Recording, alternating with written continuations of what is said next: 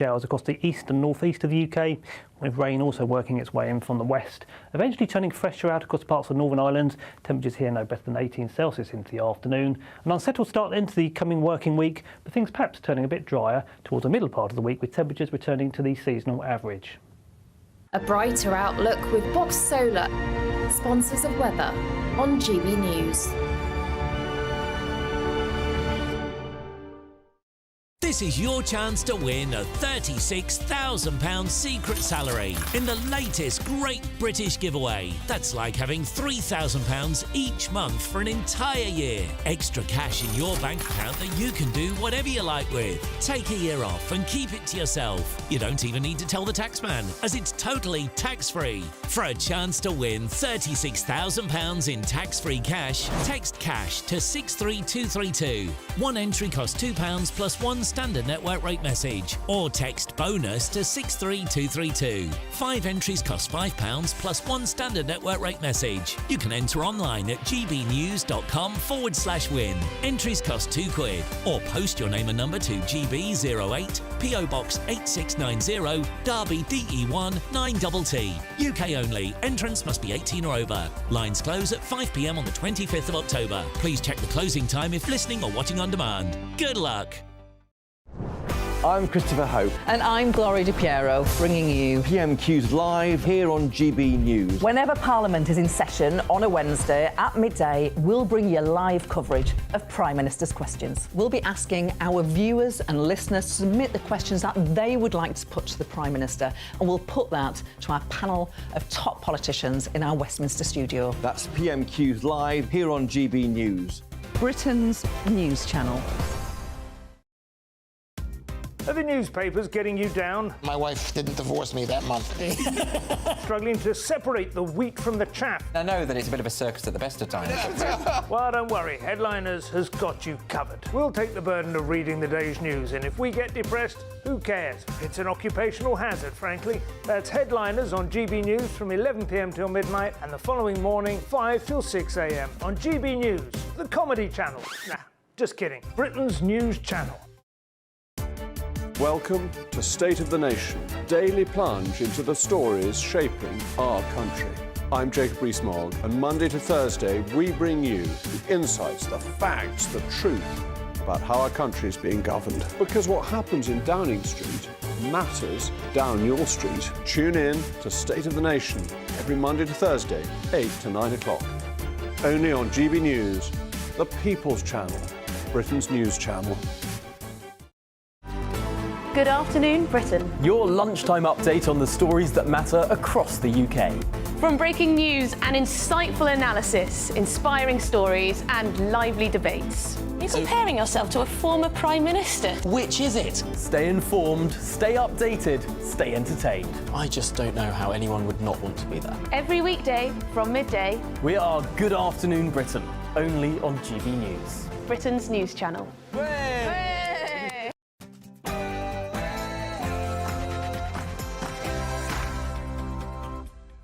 It's 9 p.m. I'm Ben Leo. Tonight, I'm not going to take lectures from Rishi Sunak about our borders.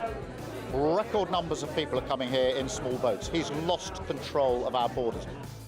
400 more illegal migrants arrived in Britain yesterday. That's 1,200 alone since Wednesday. When is Sir Keir Starmer going to finally deliver results?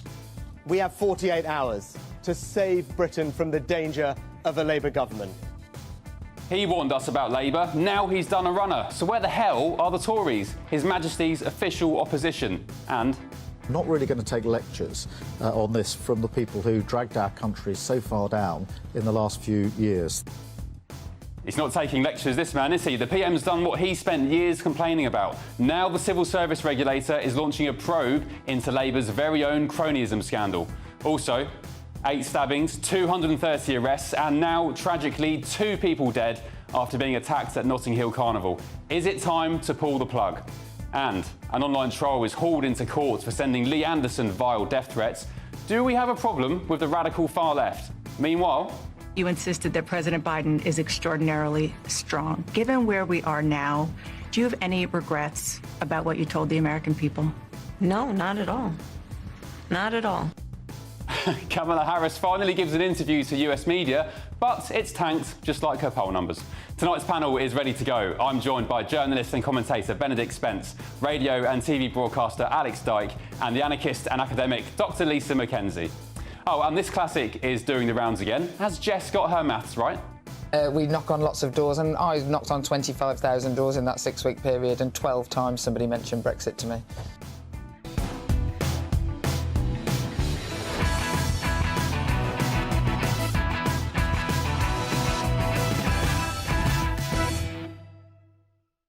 The Tories are as useless in opposition as they were in government. Next.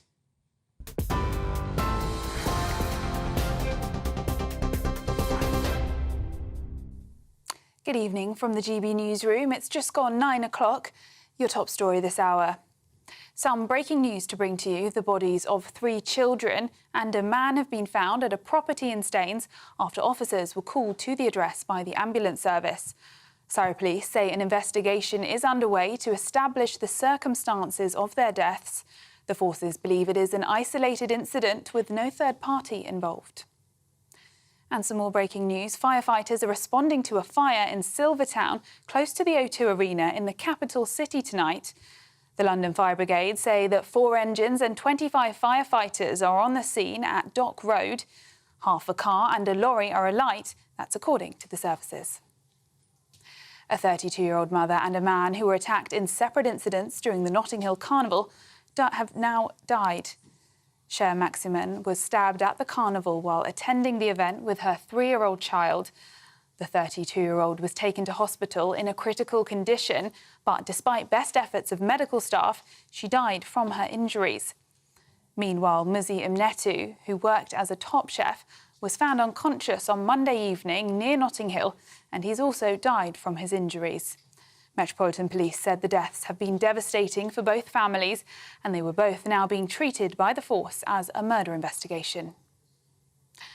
Right-leaning politicians are on the cusp of winning the most votes in German state elections for the first time since the Second World War. The decade-old AfD is likely to win in former communist states of Thuringia, whilst they're also expected to tie in Saxony. The anti-immigration party has seen surging support following a knife attack in Western Germany, where 3 people alleged to have been killed by a member of the Islamic State. However, the anti-establishment party is unlikely to have the seats needed to form a local government. Now, all shows for Oasis's reunion tour in the UK and Ireland have now sold out. After a long day of queuing and website glitches, the Britpop band announced on X that there are now no more tickets available for general sale. The band also warned fans to be wary of counterfeit tickets being sold at inflated prices. The warring Gallagher brothers are setting differences aside after a 15-year absence from the stage. And US rapper Fat Man Scoop has died at the age of 53. That's according to his tour manager.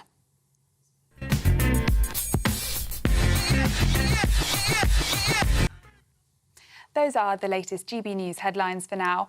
I'm Sophia Wensler, more in an hour. For the very latest GB News direct to your smartphone, sign up to news alerts by scanning the QR code or go to gbnews.com/alerts.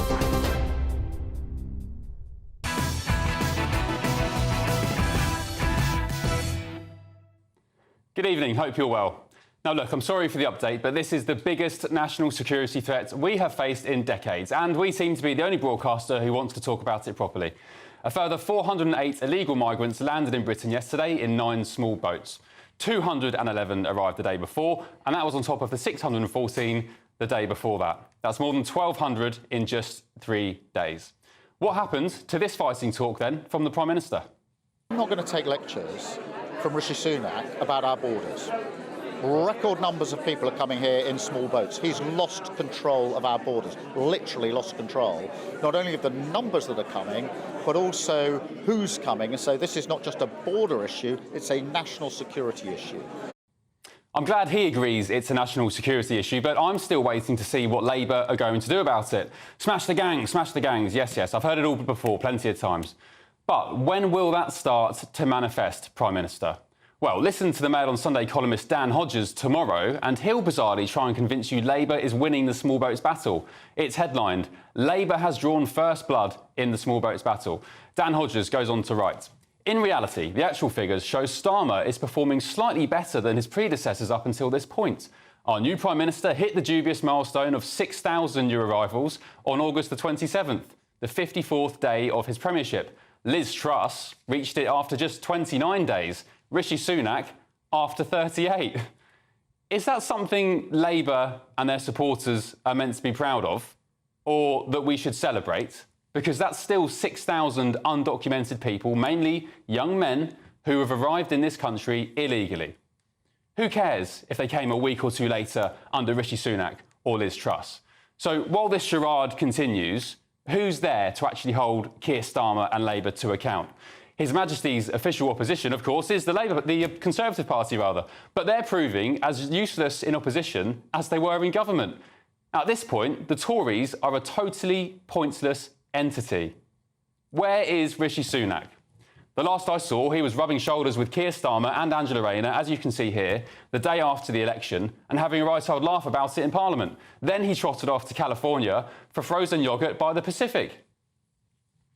We have 48 hours to save Britain from the danger of a Labour government. We have got to make sure that Britain does not sleepwalk into this. It is our job, it is our duty to spend the next 48 hours waking everyone up to the danger of a Labour government. Rishi warned us about the calamity Labour had in store, then he disappeared when it mattered the most. So is it a surprise that people think politics is just one big game, one big club that you and I aren't a part of? As Camilla Tominey eloquently puts in tomorrow's newspaper, the Sunday Telegraph, the useless Tories are betraying the British public once again. Keir Starmer is looking for more things to ban, while his Chancellor looks for more things to tax. And the only thing worse than Labour, she writes, is Labour unopposed. But let's get the thoughts of my panel tonight. Journalist and commentator Benedict Spence, radio and TV broadcaster Alex Dyke, and the anarchist and academic Dr. Lisa Mackenzie. Good evening to you all. Good evening. Benedict, let's start with you. Where are the Tories? They have gone missing in action, and do you agree they are as useless in opposition as they were in government? I mean, I could sum that up really quickly by going, no idea and and then we could move on to something else. I mean, honestly, I don't think people should be surprised, though. I mean, given the performance of the Tories in the last few years of government, why should anybody expect anything different from them in opposition? You don't get anywhere near the amount of media attention anyway, and given that actually we've got 6 people running to be the leader, and none of them are particularly exciting, I'm not surprised that none of them are really able to cut through with whatever they have to say in terms of criticism of the government. I mean, we wait to see even if whoever they end up selecting as leader in a couple of months' time will be able to have any sort of meaningful impact. But ultimately, they've created this mess. Most people recognise that they create this mess. And they've just done a runner. Yeah, and I think that as much as you can criticise the Labour Party, and people will criticise the Labour Party rightly for having promised sort of quite competent managerialism and then waltzed in and not seemingly had much of a plan, people ultimately are going to remember for a very long time who it was who left them with the mess. Alex Dyke, do you agree with Camilla Tominey tomorrow that the Tories have once again, as she writes, betrayed Britain? No, I don't. And sometimes I think it's best, Ben, to do nothing. When you've got Keir Starmer putting his foot in it every time he opens his mouth and digging himself a big hole, maybe it's best just to stand back and wait. It's a long ramp. We got to get to November. It's a long time. By then, there'll be no winter fuel allowance. Taxes, we all know, are going to go up if they haven't gone up by then, and people will be champing at the bit to hear what the new Tory leader's got to say. Good point. Lisa, when your enemy's doing something wrong, and they're hanging themselves with their own rope, just leave them to it. No, I don't think so. I think the damage that he particularly is doing at the moment, we've got people sat in police cells for weeks and weeks on end on bail. They've not even been charged with, they've not been found guilty. We've got the winter fuel payments that are going to go. How many pensioners aren't going to make this winter? I think when we've got a situation where we have now, you've got to have a proper opposition. And I've got to say the only opposition I've seen in the last 8 weeks has been Elon Musk. which has been quite incredible. That the opposition and GB News, and GB News, and GB News. Yes, I know. I was speaking to one of my friends last night about this, and we were saying that GB News, some of the other right-wing newspapers, the Telegraph in particular, and Elon Musk has been in place as His Majesty's opposition. Yeah, and what does that say? A South African migrant to America now championing Brits from, his Texas. He doesn't live in I was going to say mansion. He doesn't live in a mansion, infamously. But it's and I say GB News not to blow our own trumpet. No, it does seem like we are the only, at least, broadcaster who seems to really care about this issue, particularly of the small boats, Benedict, properly. I mean, there are other broadcasters. We should put that out there. In the interest of balance, there are some others. Honestly, I mean, when it comes to the idea of, there only being people on social media or media outlets being the official opposition, it is true up to a point. Although, I would question whether Elon Musk entirely is aware of what's going on. I think actually what he does is largely for engagement on his own social media platform, because actually that's a very good thing for Elon Musk's social media platform. He's taken a particular interest in Brazil this week for very obvious reasons. He's sort of taken his eye off what's going on in the UK. But, broadly speaking, I do understand the point about, not wanting to interrupt the Labour Party, sort of let them have a bit of a car crash, have a bit of a ding-dong and see what sort of emerges from the rubble. But the problem with that is, then, if you're the future Tory leader and you're, say, Robert Jenrick, and you pop up and people go, oh, yeah, I remember you, didn't you used to be a Liberal? Yeah, I don't really trust you. I've not really heard very much from you. And you can pretty much go through every single one. If it's Kemi, it'll be, oh, yes, I remember you. Weren't you very lazy when you were in government? Or if it's Priti Patel, oh, yes, I remember you. Aren't you the one that actually oversaw the large influx of migrants? But you could say that about anyone from any party. You can, but this is the time, I think, really to be getting much more on the front foot, be getting a lot more aggressive, because you can't just sort of sit and hope that people forget what you got up to in office and just hope that the other side are worse. I mean, Labour got lucky with that strategy when the Tories did it, but, what are the odds of it actually happening again soon? People out in the country are extremely angry. I have never known a politician to have such an incredible majority and a rise, and then within weeks,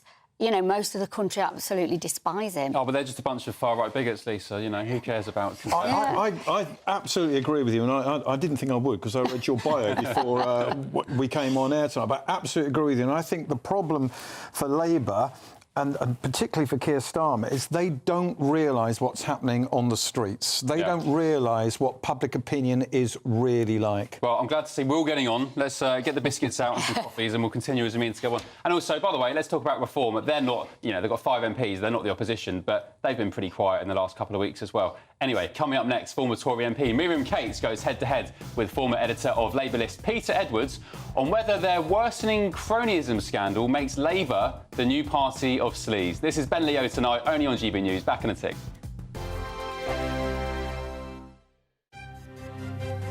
GB News Breakfast, every day from 6 a.m. Is it time that we actually stop paying for royal security full stop? Is it right that taxpayers fund the security of everyone from Queen Camilla to Prince William? Because there's lots of commentary that perhaps Prince Andrew having his security removed is sort of a first step towards trying to get him out of Royal Lodge. Well, I mean, that's what King Charles is hoping to try and do, is to sort of try and subtly strong-arm him out of Royal Lodge and into another property, which happens to be Harry and Meghan's old house, Frogmore Cottage. He's resisting, shall we say, any attempts by the King to actually go of his own accord. He says he signed a lease. He says the lease is cast iron, and that's where he's staying. So the King says, OK, he's taken away his security. He believes he doesn't need to have this round-the-clock 24-hour protection. The only security, really, that the taxpayer should be paying for, the King believes, is just himself, Queen Camilla, and the Prince and Princess of Wales, because obviously they are the heirs. But they are billionaires, aren't they? I mean, they could afford... Isn't Prince William a billionaire? He could afford his own security. Is there a legitimate question about whether or not the British taxpayer should be... But the only reason I ask is because, you look at what Harry and Meghan are up to. They've just been to Colombia, presumably footed the bill themselves, or maybe Colombia did. I think Colombia invited. OK. They ended up, well, Prince Harry, shall I say, ended up costing us, the taxpayer, over $1 million in Home Office legal fees with that silly case that he brought, demanding that we do pay for police protection for him. So, I mean, he's not a good example. But do they deserve it? Yes, of course they do. It's the king, and they generate, I mean, 80% of the income that they generate goes back into our coffers, goes back into the treasury. GB News, the People's Channel. It's Patrick Christie's Tonight, and here we do things differently. It's explaining the absolute madness of this, doesn't it? It's explosive. I mean, this is very good. It's lively. 850. Your government sat there, Sean, and it did nothing. It's controversial. And the Middle East has been in turmoil since before I was born. It's everything you need to kickstart your evening. Everyone's had their Weetabix tonight. I love to see it. That's Patrick Christie's Tonight, weeknights from 9 p.m. Only on GB News, the People's Channel, Britain's news channel. Hi there, I'm Michelle Dewberry, and I'm going to take a second to tell you all about my show, Dubes & Co. We start off with the issues of the day. We then bring in both sides of the arguments. We get rid of the disrespect, and then you throw me into the mix. And trust me, I'll tell it exactly how it is. And then, of course, the magic ingredient, you at home. We mix it all together, and what have we got? In my opinion, the best debate show in town. Monday to Friday, 6 till 7 on GB News, Britain's news channel.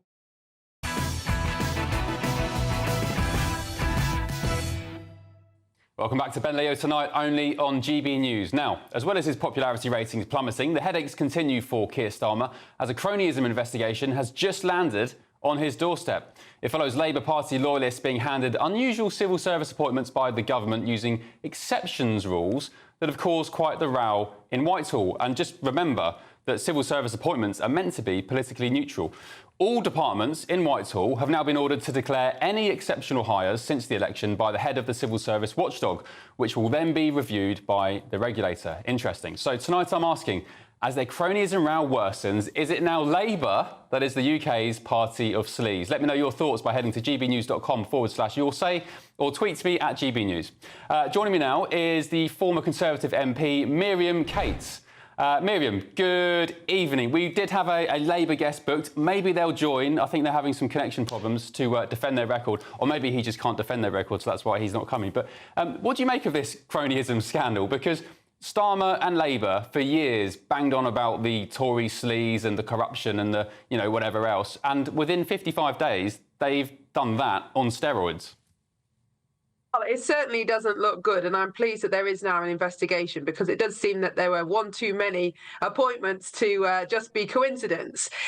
So let's see what that investigation throws up. But I think it does beg some very interesting and important questions about our political system. Firstly, how political parties are funded. So as I'm sure your viewers know, political parties are funded almost entirely through donations. So ordinary people, businesses, trade unions giving political parties and also candidates money to help them fight elections. So for me, for example, I've stood in the recent election, people gave me money to pay for leaflets and to pay for campaigning. Now, all that is declared, so everybody, you can look on the Electoral Commission website who gave you money, that's fine. But if you didn't have that money, you couldn't campaign. So it's absolutely vital to political parties that they have money from people. The problem then arises if it looks like, or perhaps actually is the case, that politicians are appointing people to jobs because they gave them money. Now, we don't know, of course, that that's true in Labour's case. It may just be that the people they wanted to appoint happened to give them money. Let's wait and see. But it does throw up some very interesting questions about how we keep our civil service and our politics impartial when we so rely on those donations from people to make politics work. So very interesting for Labour, and I don't think it looks good. I mean, I think it was a charade anyway to suggest the civil service has ever been politically neutral. We saw, their obstruction during, your government's days and before that. But it's not, in Labour's case now, it's not always to do with donations. It's the fact they've hired, for example, former Labour aides, former staffers from Labour think tanks into, as I say, politically neutral civil service roles. Absolutely, and the civil service has a duty to serve each government equally, and clearly, if it's known that a particular official has strong links to one political party, of course they can't serve the next government neutrally. But you just said, has there ever been an impartial civil service? Now, of course, no individual is perfectly impartial. We all have mixed motives. We all have our own points of view. But I actually do think there was a time when certainly there was a stronger sense of duty in the civil servants to enact what ministers told them to do, elected ministers ministers told them to do, regardless of whether or not they agreed with it. And I think that has broken down. And I think that certainly Conservative ministers had lost trust in the civil service to enact what they told them to do, regardless of their own personal beliefs. And I wouldn't be surprised if actually Labour ministers are feeling the same. Now, of course, we tend to think that civil servants often lean left, and I think that's probably true. But even so, I could quite understand why ministers want to have people in place who support them. But, of course, there are allowed political appointments. They're called special advisors. But absolutely, civil service appointments are not allowed to be political. And that seems to be where Labour might have broken the rules here. OK, he has arrived. Peter Edwards, the editor of Labour List. We have you now. Good evening, Peter. Can you hear me? Is Labour, is your party the new party of sleaze? Good evening, and I should say I'm not the editor of Labour List, but I'm a former editor and enjoyed it greatly.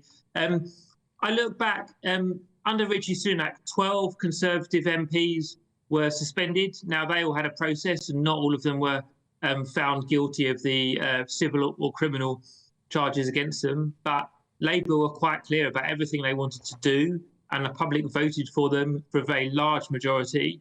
And we've seen it before, certainly in my lifetime. Conservative governments Hang on, Peter, forget the Tories. Forget them. They're finished. We're talking about Labour. You're in power now. Well, they are finished. But OK, so let's go to the Labour appointments, particularly in the civil service. So there have been a ton of accusations and, you know, they've got to take the scrutiny on the chin. That's fair enough. No official body has found any wrongdoing. In Caulfield and the Treasury is working unpaid. And Prime Minister is appointing people who are on the same page as him politically, which I think every Prime Minister has done for 400 years. Peter, may I just interject there? So Ian Caulfield, who was hired at the Treasury by Rachel Reeves, the Chancellor, has now stepped down from a 160k a year role she gave him. Previously, he had donated £5,000 to her. He has now stepped down into that unpaid role. That wasn't his first role. He's gone into that role now because it's been exposed that she hired him in his own department after he gave her a £5,000 donation. So let's be accurate with the facts. Well, what I said was accurate because I said he's working unpaid, and that is accurate. Yeah, but you excluded the fact she hired him on a 160k a year salary. Well, I'm very happy to talk about it, but obviously I will need to finish the sentence. So, you know, I'm just making sure we get the facts right. Sorry, go ahead. The number of charges of wrongdoing proven against Labour are 0. The number of resignations over wrongdoing are 0. The fact there's 101 allegations in the newspapers, and I used to be a newspaper reporter, so I have no problem with accountability, but the fact there are allegations in a newspaper and 0 of them have been proven, to my mind, does not amount to a wrongdoing. And either you believe in having a fair process and a right of reply, or you say everyone on the front page of a Sunday newspaper must be guilty of everything. And I cast your mind back to Sunday Times last week. Sunday Times is a brilliant paper, and they all specialise in exposés, which is quite right. But on the appointment of Lord Ali to a pass in Downing Street, all they could muster was it raised eyebrows. Not that it was wrong, not even that people said it was wrong, but it raised eyebrows. So there's thin, and then there's gossamer thin, you know, and then there's light to the point of airiness. Peter, okay, the fact that people like, I've just double-checked the name, is Jess Sargent, who previously worked at political campaign group Labour Together, has now taken up a role inside the Propriety and Constitution Group, which is responsible for maintaining ethics across Whitehall. Do you think that's fit and proper, do you? So the title, which you quoted correctly, of that unit covers propriety and also constitutional reform. So she's doing constitutional stuff, i.e., to put it more bluntly, she's not ruling on right or wrong, as Sue Gray used to do as a civil servant. She's doing constitutional reform, which, let me say, having been a candidate, is not the most exciting subject. And she's been brought in as an expert. Again, are you for having an expert in government, or are you against having an expert? Yeah, Peter, OK, I take your point, but I can't believe you'd take the same stance if this was the Tories 2 years ago. Miriam, would you like to respond to that? But there was wrongdoing proven, and I'm keen to hear Miriam's view. Remember, Rishi Sunak, fined. He's old Boris news. Johnson, they're old news. You've taken them out. Peter, Labour are in power now. You can't continue, your party cannot continue in government by saying, but look at the Tories. You've been telling us they're sleaze bags for the past 14 years. You can't keep, in this present government, keep going back to them and saying, look at the Tories, look at the Tories. You're meant to be better than them. Miriam. I think Labour are reaping what they've sown. And Peter's absolutely right. Nothing has been proven. Much of this may turn out to be innocent. These appointments may be above board. But unfortunately, as you said, Labour did spend the last 5 years going after the Tories, trying to catch ministers out for minor wrongdoings or mistakes or things that they thought would make good headlines. And I'm afraid the tide has now just turned back on them. And if we go back to the case of the cake in Downing Street, I mean, nothing more ridiculous has ever brought down a government. I mean, that was just absolutely absurd. The fact of Boris Johnson eating a piece of birthday cake was reported in the Times at the time. No eyebrows were raised, but Labour decided to raise it later to try and bring down successfully elected Prime Minister. So whether or not Starmer and the Labour government have done something wrong, I'm afraid they are going to be beset by these allegations throughout their 5-year term because they changed the culture to start going after individuals, whether or not they're guilty, to attack the person and not debate policy. And they're going to reap what they've sown, sadly. And I think that's a bad thing for democracy. And by the way, who was behind the persecution of those crusty M&S sandwiches in Downing Street? Sue Gray, Keir Starmer's now Chief of Staff. Peter, last word to you. Oh, thank you. The police were behind it because the police, thankfully, are politically independent. And, you know, joking aside, because it's a very serious matter, there was a Conservative MP convicted of a sexual assault. So that is a terrible thing, and there's no doubt. I'm afraid there's no doubt that there probably will be allegations made against Labour MPs because, sadly, politicians are just like ordinary people. There will be criminals. There will be people who've behaved badly in the House of Commons, just as there are in the general public. But that is a different matter to going after elected politicians for minor misdemeanours, not even misdemeanours, allegations of misdemeanours, and turning the focus of the media relentlessly on those things to detract from policy and democracy. And I'm afraid that has permanently damaged our democracy. And I'll go back to what I said. It is absolutely absurd that a piece of cake brought down a democratically elected government. It didn't bring down the government. It was Chris Pincher allegedly pinching people's bottoms, which is not allowed. One at a time. We can't hear both of you. One at a time. Peter? Sorry, I'll let Miriam finish her sentence. I apologise. It might, of course, it was not the only thing, but it was certainly a very important piece in the puzzle that brought down the government. And of course, I'm not saying the government was perfect or Boris Johnson was perfect at all. But it's deeply disappointing that Labour, over the last 5 years, resorted to attacking character weaknesses in elected politicians rather than focusing on policy. And now we find they've got into government, they don't have much policy, and I'm afraid they're going to get a taste of their own medicine. Peter, you've got 10 seconds because we've run over time.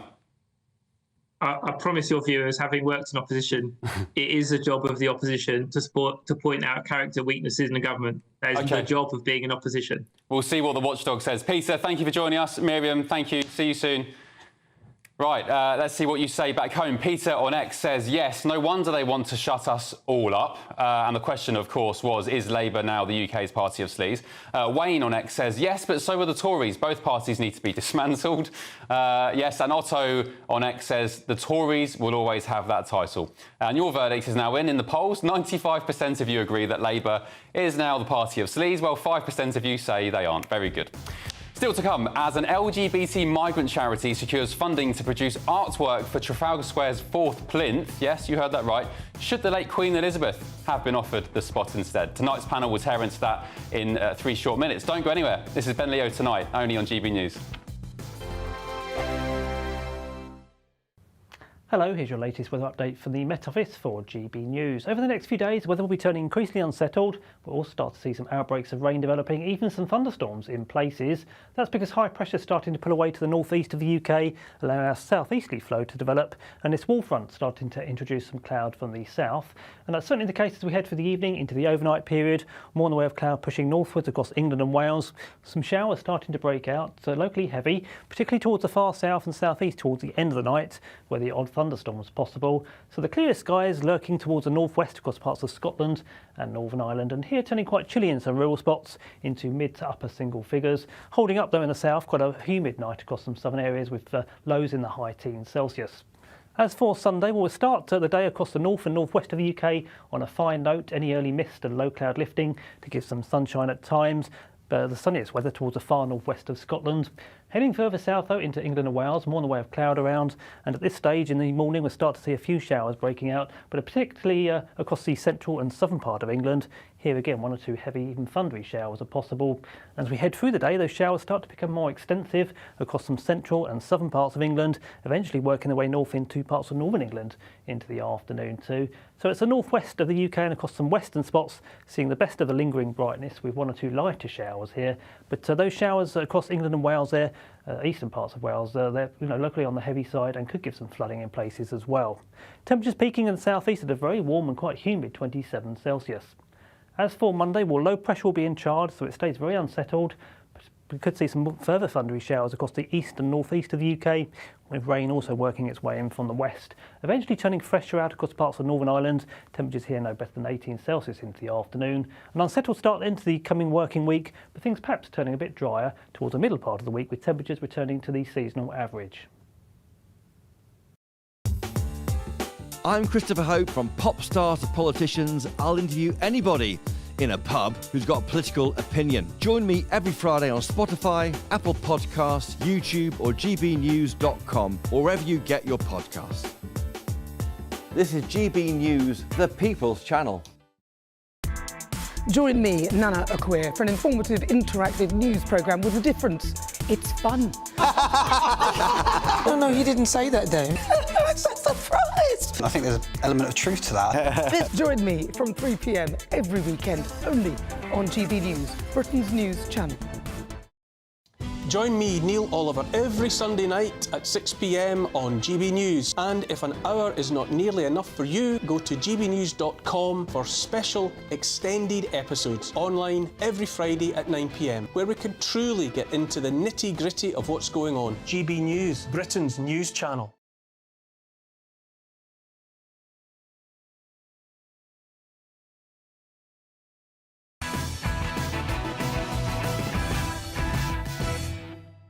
Welcome back to Ben Leo Tonight, only on GB News. Now, you may remember controversy a few months ago after the 4th plinth in Trafalgar Square, in London of course, was not fitted with a statue of the late Queen Elizabeth. That was despite a public clamour for the monarch to be honoured at the time.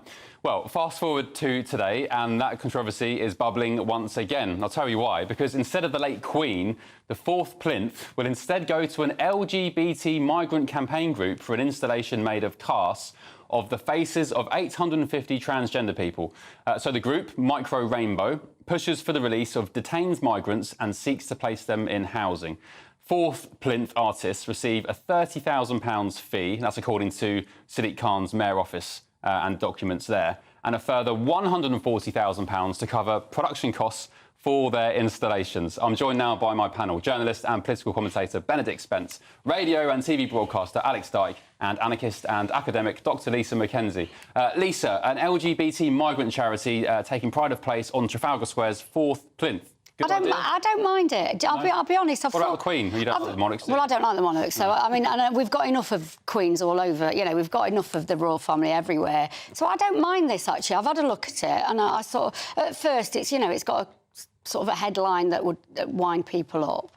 But actually, I'm not really against it, because migrant LGBTQ plus people, you know, let's think about places that they're probably coming from. We should be defending that. You know, a few weeks ago when we were talking about the boxer... Why should we be defending that? Because What's it got to do with us? Well, we're a liberal... Look, we are a liberal democracy. We are a country that is accepting of people, and we know that there are countries that are not accepting of people. So, therefore, I'm not as against this as the headline might seem. You know, are we going to... You know, we think about Afghanistan. One of the things that the left don't do is sort of speak out against where certain countries are you know, they're not supporting LGBTQ Well, no, people. they're massive hypocrites. Look at the Queers for Palestine. Yeah, so this is why, you know, I'm not actually that. It's not annoying me that much. But Benedict, could we not have done something for our veterans or for the Paralympians? I mean, it's quite a nice time with the Paralympics. Anything. I mean, to be fair, we have a lot of statues to our war dead as well. I don't think that's the first thing. But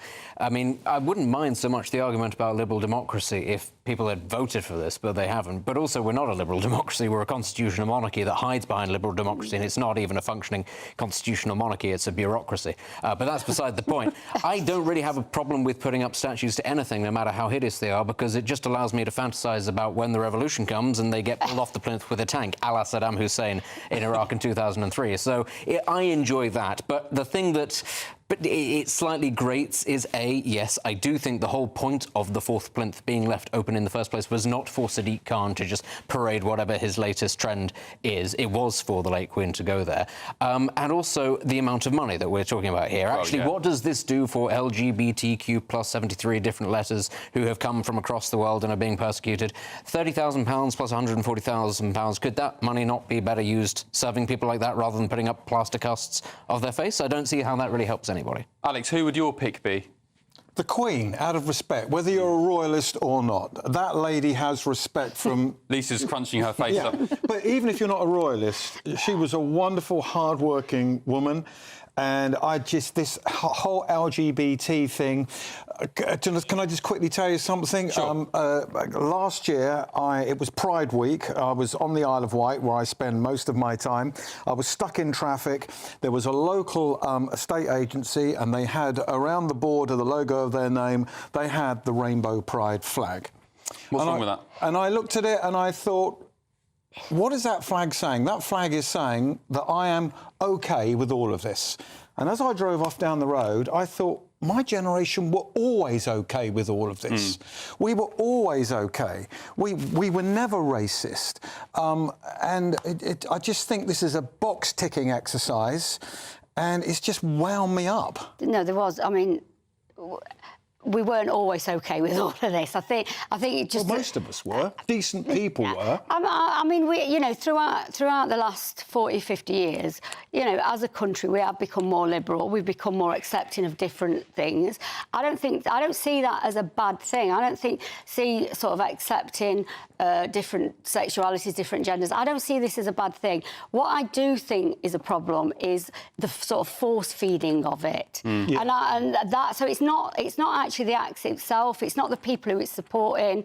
You know, one of the things that I always try and do is break this down to, you know, how does that person feel? And that's a human being. But what happens when they pull down a statue of Winston Churchill and the police stand by and watch and don't do anything? But that's the police. This one gets vandalised. But we have got... The two-tier policing system... You'll be banged up for 5 years. Well, and that may be so, but that's why we were talking earlier about a credible opposition, rather than sort of this constant culture war of we're going to smash your statue up and now we're going to smash yours up. You know, because that's where we are now. We should just scrap this whole LGBT thing. Or perhaps scrap statues. Come up with something that is be kind and love everyone. I do think that once upon a time statues were for people who had achieved things, and increasingly they're about representing things. And I think that's where the disconnect. And a lot of people weren't happy about the achievements because they did tend to be military or political in nature, which is always going to be very controversial. But we have shifted now from... Did you actually do something? Did you change the course of history to this is a representative thing for somebody who symbolised something or a group of people that symbolised something, not necessarily tangible achievements?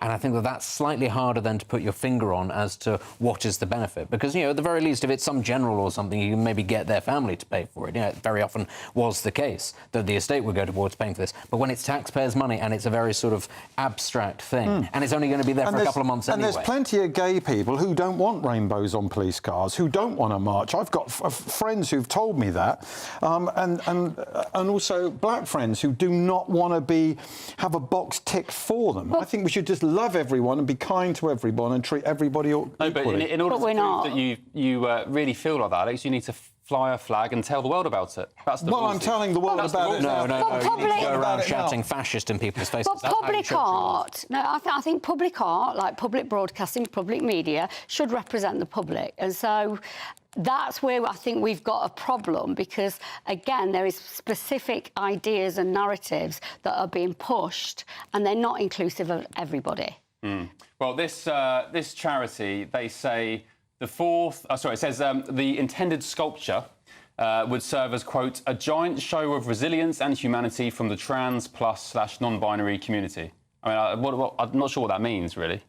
Do you, Lisa? Well, I don't know what that means, because, I'm as baffled as everybody when it comes to this. So I don't know what that means, but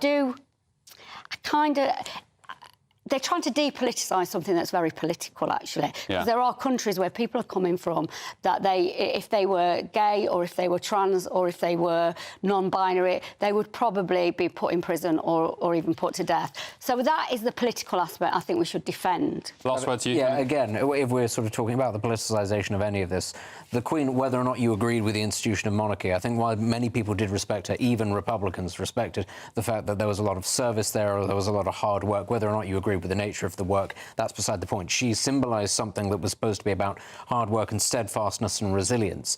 And I do think, therefore, that it is slightly on the nose to actually, shun a statue of this person who embodied traits that everybody could get on board with for, a rotating series of things that are just dependent on whatever it is the mayor thinks is trendy that week. Yeah, OK. Interesting debate. I probably would have picked Arsene Wenger, maybe, the old Arsenal manager. Maybe a worthy shout. Yeah, why not? He's pretty much a Brit. He's pretty much a Brit. OK, coming up, as a second victim tragically dies after being attacked at last weekend's Notting Hill Carnival, is it now time to move or perhaps even ban the crime-ridden festival for good? Retired Met detective and star of one of my favourite shows, Hunted, Peter Bleksley, gives his no-nonsense take after this, and he's not mincing his words. Plus, a bombshell headline coming on the front page of the Mail on Sunday involving Prince Harry. We'll bring you that from 10:30. This is Ben Leo Tonight, only on GB News. Good afternoon, Britain. Weekdays from midday. A window cleaner is battling to prove he has the only portrait of William Shakespeare made in his lifetime. Yes, so owner Stephen Wadlow has been trying to validate the painting for years. He's had it x-rayed, he's had it analysed by experts, he's had it scientifically dated back to 1595 when the playwright was 31 years old. If it is the Bard, it could be worth north of £200 million. Steve, welcome to GB News. First of all, just explain how you came to have this painting in your possession. It was sat there all my lifetime, sort of thing, while I was growing up, above the television in the corner. It was only back about 12 years ago that a visitor, she said, I think it looks like William Shakespeare, I like your copy of William Shakespeare, and was shocked to see it was an original painting. So it was only then that I started researching, and different institutions have helped with the x-rays and all the rest of it. But then, is it actually Shakespeare? Well, all the facial comparisons, technology, everything like that, all matches with the Droshell, which is the only known 2D image of Shakespeare. And who do you go to find that out? There's a suggestion in the Sun's write-up of this story that you've been struggling to be heard in the academic world, the lofty art world. It's all a bit snooty. Yes. It's about who you know, and you're a tradesman. Yes. That is definitely true in some avenues, but then I have to say, and it's lovely to be able to have this opportunity to say it, there's other people in that world that have been fabulous. It's taken a long time to sort of get listened to. We want the discussion out there because all the evidence that we've got indicates that this really should be discussed. GB News, the People's Channel. Every Saturday, 10 till 12, we'll bring you all of the news that you need to know. We'll also remind you that there is so much to smile about. It's my favourite time of the week. I get to relax, enjoy some light-hearted stories, and let Ellie teach me about fashion too. That's Saturday Morning Live, every Saturday, 10 till 12. Only on GB News, Britain's news channel. In the GB Newsroom, we bring you the news as it happens. With our team of dedicated journalists across the UK. We're ready to keep you up to date with what's happening every half an hour, every single day. Bulletins here on GB News. The People's Channel. Britain's news channel. If you want your news to be straight talking... This is a nightmare for the Conservatives again. Down to earth. It's not just Nottingham where this is happening, is it? And most importantly, honest. Hard-working, middle-class taxpayers, they'll get their book thrown at them. Then catch me, Martin Daubney, Monday to Friday, 3 till 6 p.m. on GB News, Britain's news channel.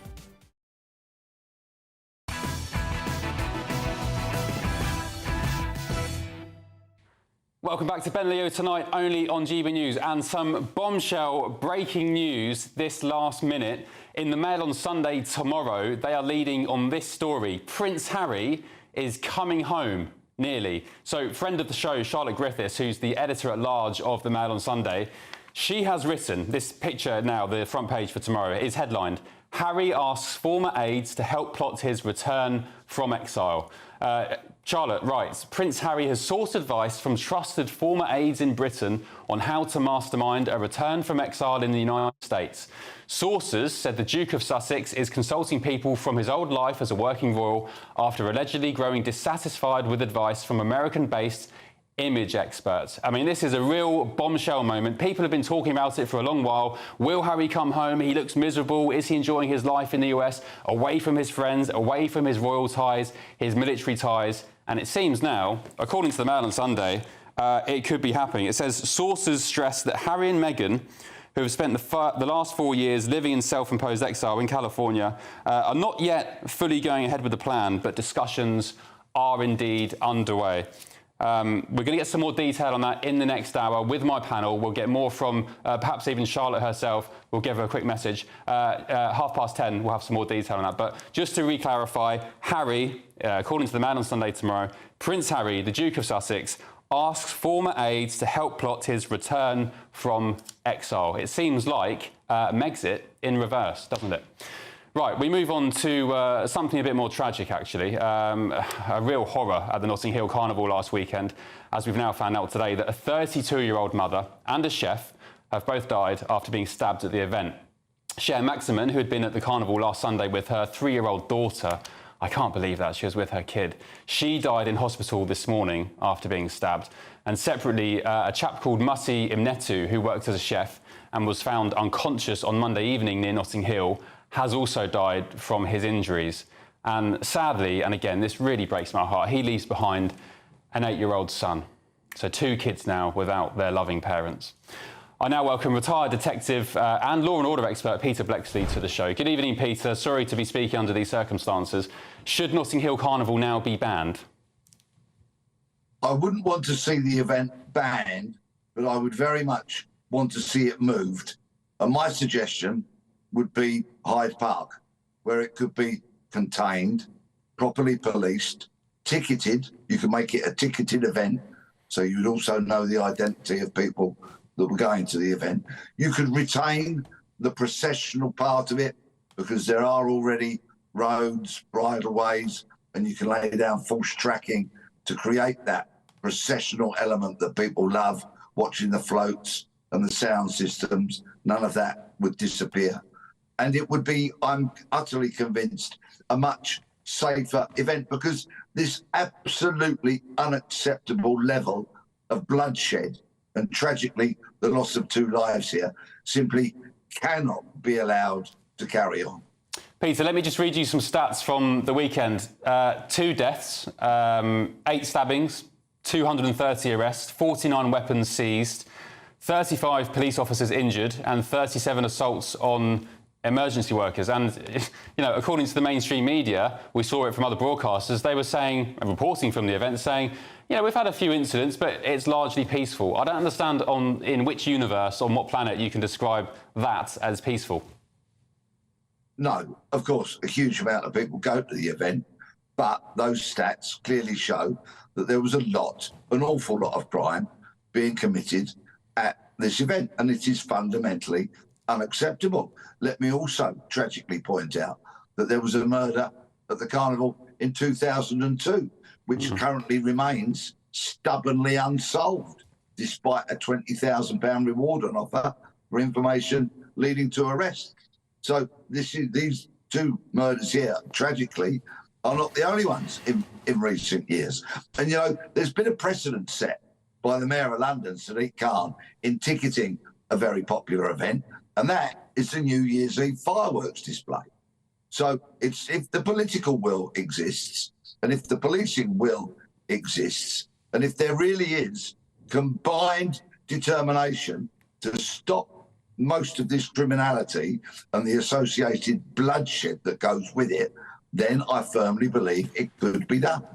Peter, it just breaks my heart reading about these two people who have died. Cher Maximin, she was there with her 3-year-old daughter, and I've got a kid who's 4. I put myself in her shoes and her friends' shoes who were there and thinking, you know, this child has seen her mother slain in broad daylight. What kind of life is that kid now going to have, that poor child? This other guy who's tragically died, I think he was based in Dubai as a chef, Musi Yemnetu, he has an 8-year-old son.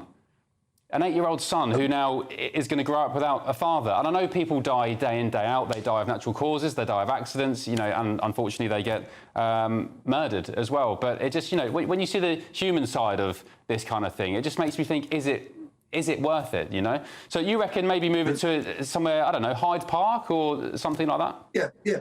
Hyde Park would be my suggestion.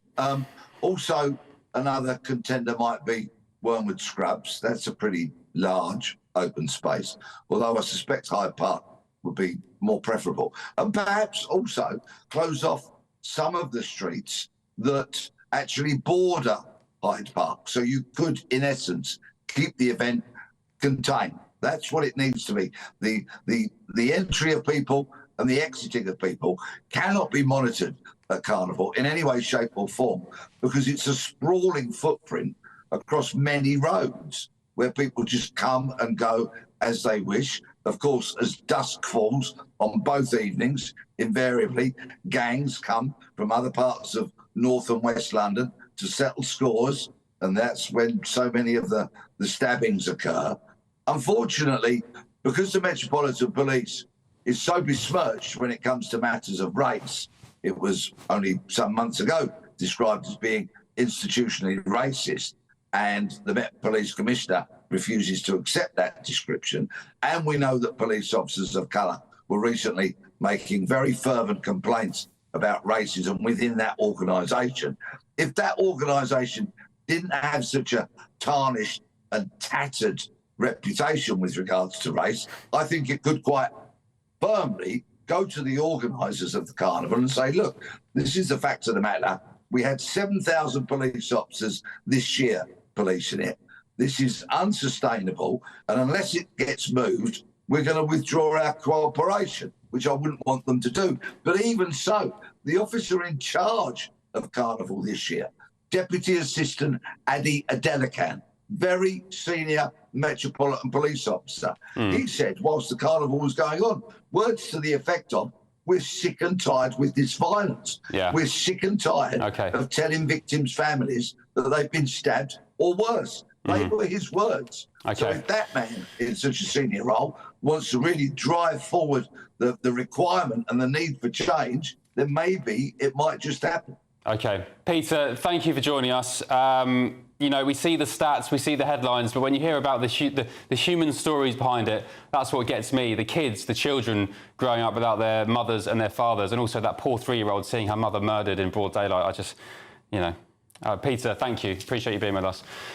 OK, coming up, more on that bombshell Daily Mail, well, the Mail on Sunday front page about Prince Harry returning to Britain. Can you believe it? We've been talking about it for a long while. It seems that it may be happening. We'll bring you that from 10:30. Lots more to come in the meantime. This is Ben Leo tonight, only on GB News. Now your weather with Marco.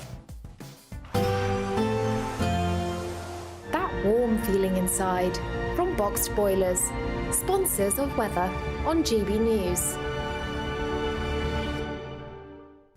Hello, here's your latest weather update from the Met Office for GB News. Over the next few days, weather will be turning increasingly unsettled. We'll also start to see some outbreaks of rain developing, even some thunderstorms in places. That's because high pressure is starting to pull away to the northeast of the UK, allowing our southeasterly flow to develop, and this wall front starting to introduce some cloud from the south. And that's certainly the case as we head for the evening into the overnight period. More in the way of cloud pushing northwards across England and Wales. Some showers starting to break out, locally heavy, particularly towards the far south and southeast towards the end of the night, where the odd thunderstorms possible. So the clear skies lurking towards the northwest across parts of Scotland and Northern Ireland, and here turning quite chilly in some rural spots into mid to upper single figures. Holding up though in the south, quite a humid night across some southern areas with lows in the high teens Celsius. As for Sunday, we'll start the day across the north and northwest of the UK on a fine note. Any early mist and low cloud lifting to give some sunshine at times. The sunniest weather towards the far northwest of Scotland. Heading further south though into England and Wales, more in the way of cloud around, and at this stage in the morning we'll start to see a few showers breaking out, but particularly across the central and southern part of England. Here again, one or two heavy, even thundery showers are possible. As we head through the day, those showers start to become more extensive across some central and southern parts of England, eventually working their way north into parts of northern England into the afternoon too. So it's the northwest of the UK and across some western spots, seeing the best of the lingering brightness with one or two lighter showers here. But those showers across England and Wales there, eastern parts of Wales, they're locally on the heavy side and could give some flooding in places as well. Temperatures peaking in the southeast at a very warm and quite humid 27 Celsius. As for Monday, well, low pressure will be in charge, so it stays very unsettled. We could see some further thundery showers across the east and northeast of the UK, with rain also working its way in from the west. Eventually turning fresher out across parts of Northern Ireland. Temperatures here no better than 18 Celsius into the afternoon. An unsettled start into the coming working week, but things perhaps turning a bit drier towards the middle part of the week, with temperatures returning to the seasonal average. Looks like things are heating up. Boxed boilers, sponsors of weather on GB News.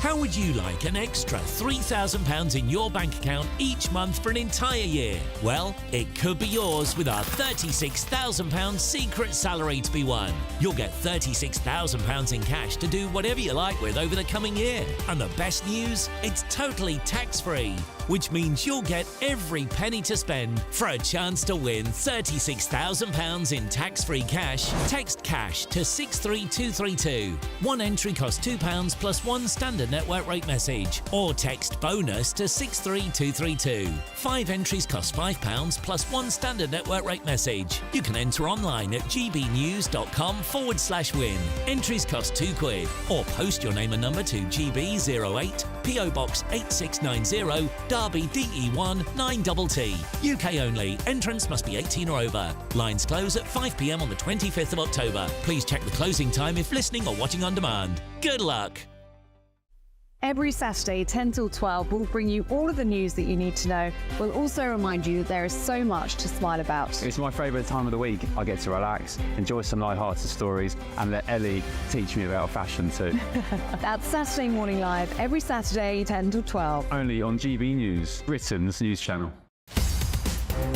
In the GB Newsroom, we bring you the news as it happens. With our team of dedicated journalists across the UK. We're ready to keep you up to date with what's happening every half an hour, every single day. Bulletins here on GB News. The People's Channel. Britain's news channel. If you want your news to be straight talking, This is a nightmare for the Conservatives again. down to earth, It's not just Nottingham where this is happening, is it? and most importantly, honest, Hard-working, middle-class taxpayers, they'll get the book thrown at them. then catch me, Martin Daubney, Monday to Friday, 3 till 6 p.m. on GB News, Britain's news channel. Join me, Camilla Tominey, for a frank and honest discussion with those in power that cuts through the spin and gets to the heart of the issues shaping our nation. You haven't confirmed that you want to stand as leader, but you haven't ruled it out either. This report basically says that he's not fit to stand trial. Is he indecisive? Incompetent? I deliver the dose of reality Westminster needs. That's the Camilla Tominey Show at 9:30 every Sunday on GB News. The People's Channel, Britain's news channel. Welcome to State of the Nation, daily plunge into the stories shaping our country. I'm Jacob Rees-Mogg, and Monday to Thursday we bring you the insights, the facts, the truth about how our country is being governed. Because what happens in Downing Street matters down your street. Tune in to State of the Nation every Monday to Thursday, 8 to 9 o'clock. Only on GB News, the People's Channel, Britain's news channel.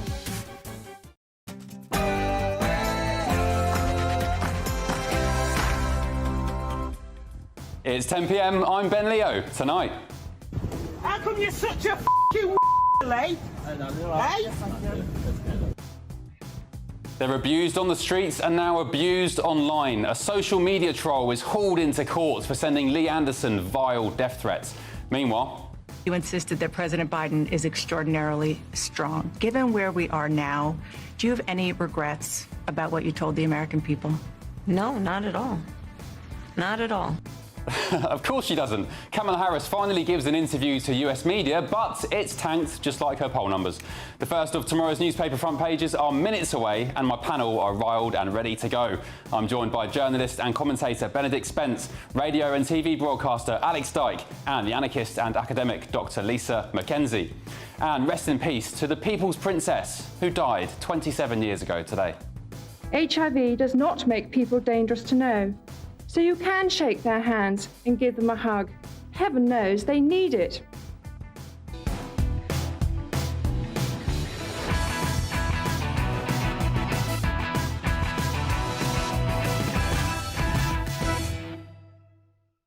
Plus, of course, breaking in the last couple of minutes, reaction to this bombshell headline on the front page of the Mail on Sunday. Tomorrow, Prince Harry asks former aides to help plot his return from exile.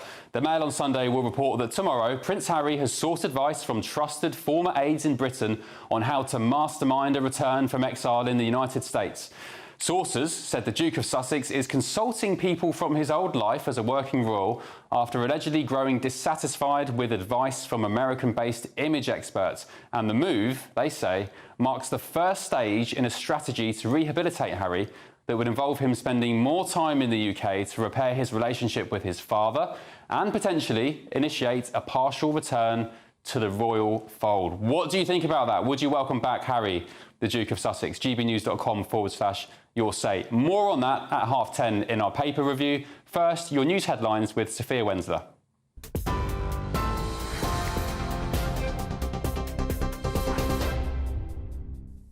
Ben, thank you. Good evening from the GB newsroom. It's just gone 10 o'clock. Your top story this hour. The bodies of 3 children and a man have been found at a property in Staines after officers were called to the address by the ambulance service. Surrey police say an investigation is underway to establish the circumstances of their deaths. The force believes it is an isolated incident with no third party involved. A 32-year-old mother and a man who were attacked in separate incidents during the Notting Hill Carnival have now died. Cher Maximan was stabbed at the carnival while attending the event with her 3-year-old child. The 32-year-old was taken to hospital in a critical condition, but despite the best efforts of medical staff, she died from her injuries. Meanwhile, Museum Netu, who worked as a top chef, was found unconscious on Monday evening just near Notting Hill, and he's also died from his injuries.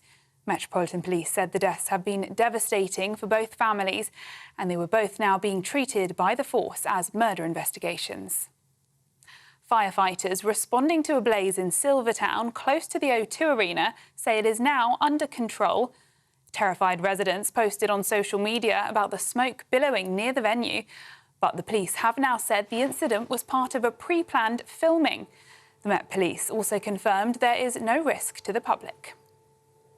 The social media platform X has been banned in Brazil after a long-standing disinformation row. The move follows a feud between Elon Musk and the Brazilian Supreme Court over a failure to block accounts accused of spreading fake news and hate. In response, Elon Musk posted on X, calling the move an attack on the #1 source of truth. All shows for Oasis's reunion tour in the UK and Ireland have now sold out. After a long day of queuing and website glitches, the Britpop band announced on X that there are now no more tickets available for general sale. The band also warned fans to be wary of counterfeit tickets being sold at inflated prices. The warring Gallagher brothers are setting their differences aside after a 15-year absence from the stage. And parts of England could see flooding this weekend as heavy rain and thunderstorms sweep across the southwest. The Met Office has issued a warning for flooding, power cuts and travel disruption. Up to 75 millimetres of rain could fall in just under an hour, with lightning, hail and strong winds also posing threats. Despite the uncertainty, residents across southern and central England are being urged to stay alert for sudden severe weather. Those are the latest GB News headlines for now. I'm Sophia Wensler, more in an hour. For the very latest GB News direct to your smartphone, sign up to News Alerts by scanning the QR code or go to gbnews.com/alerts.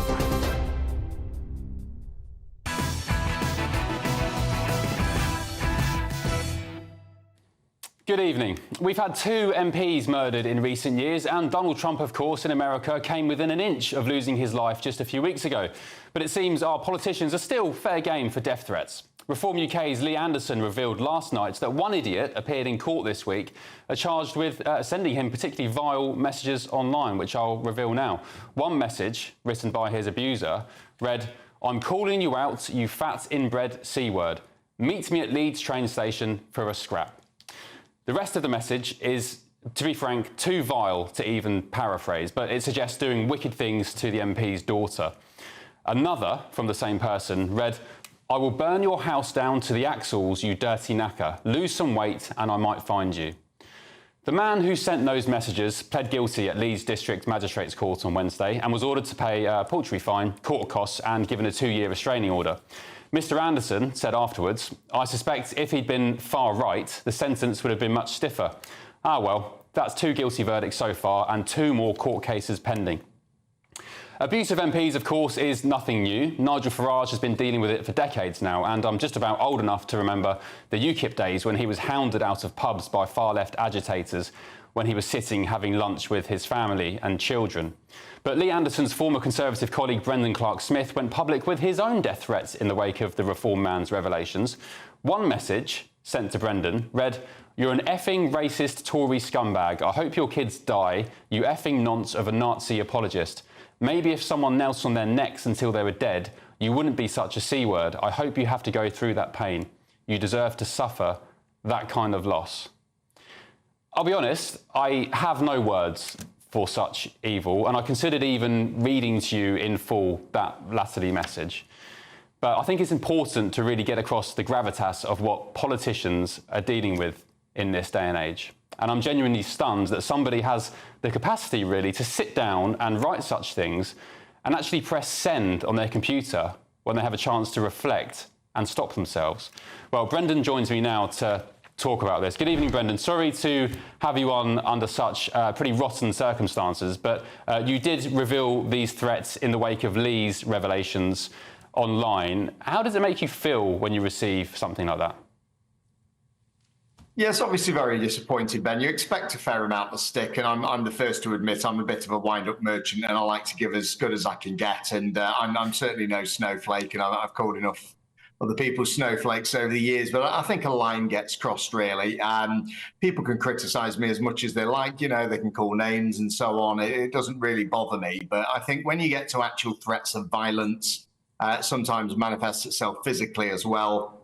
I've had colleagues who are having to have alarms on their phone in their homes and things.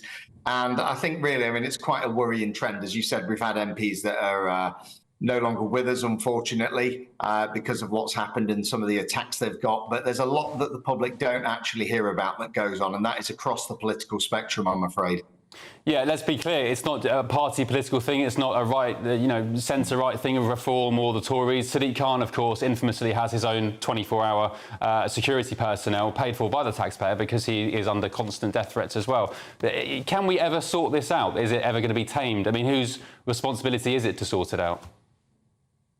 Yeah, I mean, I remember, I think seeing earlier on in the week, I think one of Everton's players, I think it was Neil Maupay, I think he's gone to Marseille now, but he said about the abuse that they got at the train station, and he says, does any other profession have to suffer this? And I saw that. Straight away, well, yeah, MPs do. And I think there's a general thing about respect for MPs. We had the Expenser scandal, and they're held in pretty low regard in this country. Now, whether that's fair or not is another question. But I just think sort of the standards in public life and generally how we behave to others, I think sometimes that line is crossed. And, social media, people do say things. They are keyboard warriors. And I have seen people in the street or at surgeries who've been very embarrassed when I've confronted them about some of the things that they've said. But in terms of being civilized to each other, I mean, this does have real consequences. And you may remember a while back, we had the vote on Gaza that was very controversial in the Commons. the procedure change that nearly meant that we ended up changing the Speaker of the House of Commons at one point. That was being spoke of. And you've had Jess Phillips in the last day or so saying that, she felt she got preferential NHS treatment. And there are a lot of people genuinely afraid of that vote, Labour MPs, because they didn't know what had happened. So happens to everybody, really. But that shouldn't influence our democracy. And lobby us by all means. But, don't threaten people. And again, there is a line. And when people cross it, they should be prosecuted and they should be put away. Yeah, well, that guy in the case of Lee Anderson has, and he revealed as well that there's 2 other cases pending. So it seems, I mean, if you've got the will to try and find these people and report it to the police, there are indeed prosecutions down the line. Brendan, sorry to hear about those messages. As you said, you're not a snowflake by your own admission. And as I said, Nigel Farage has been receiving this kind of abuse for decades now. I recall times when he said he was in pubs with his young kids at the time and far-left agitators would come in and hound him out the pub. Not quite as serious as a death threat, but as you said, maybe we need a bit more decorum in the public sphere towards our politicians. Yeah, I mean, he had concrete thrown at him, didn't he? That's pretty serious to me. If you want to go back further, you could look at John Prescott, and he ended up lashing out. And, at what point, MPs, they're just human at some point, may do that. And no doubt you'll have people screaming for by-elections if they did. But, yeah, it's a civility thing. You should be able to go about your job. And unfortunately, it seems to be getting worse, Ben. Yeah. All right, Brendan Clark-Smith, thank you for joining us. Let's get the thoughts now of my panel, journalist and political commentator Benedict Spence, radio and TV broadcaster Alex Dyke, and the academic, there we go, and the anarchist, Lisa McKenzie. That's a mouthful, isn't it? Especially at 10:10, Lisa McKenzie. Benedict, my concern with this is, I know people like Brendan are saying, look, I don't want to be a snowflake, this happens all the time, but my concern is that if you're considering becoming a politician or an MP or getting involved in public life and you look at the kind of abuse politicians get, you're potentially going to get high-grade people, high operators from big companies who just think the money's not that great, the abuse isn't worth it. What's the point? I'm not going to bother. Well, I think that's another key thing, actually, is the money for the amount of work that you have to do. And a lot of people will look at an MP salary and they said that that's quite a lot of money, but actually it really is a 24-hour-a-day job. It's very unrewarding. You have to be between 2 different places at any one time. You don't really get that much time off, relatively. It's also increasingly very unrewarding, actually. I think life as a backbench MP, even, frankly, as a minister, over the last couple of governments, has not seen any real major change that you could sort of pinpoint and go, yes, somebody's been able to do a magnificent thing for the country, or even a government has been able to do magnificent things. So it's very unrewarding, and of course people blame you for absolutely everything. It's very rare, actually, I think, that people applaud their MPs, even good constituency MPs. But largely that's because a lot of their work goes under the surface. And nowadays, a lot of MPs are effectively just social workers. They're, there to, look after certain aspects around their constituencies, get things working that aren't working that should be, that sort of thing. So I think it's a very unrewarding thing. And to then have the deluge of vitriol that you get, and a lot of people can be quite thick-skinned. They can put up with a bit of good humour every now and then. They can put up with even quite a bit of abuse, actually, as long as they can rebut it. But after a while, it grinds you down, and there's not a lot of personal protection either. And of course, we have to remember it's not just them; it's their families, and it's also their staffers who are massively underpaid and often end up at local constituency surgeries, bearing the brunt of the vitriol as well. Lisa, I think there's a line here. We shouldn't not hold politicians to account. So, the idea that we shouldn't heckle them. I mean, heckling is a British political act that goes from sort of the 12th century, 13th. No, but saying you want to see their kids die.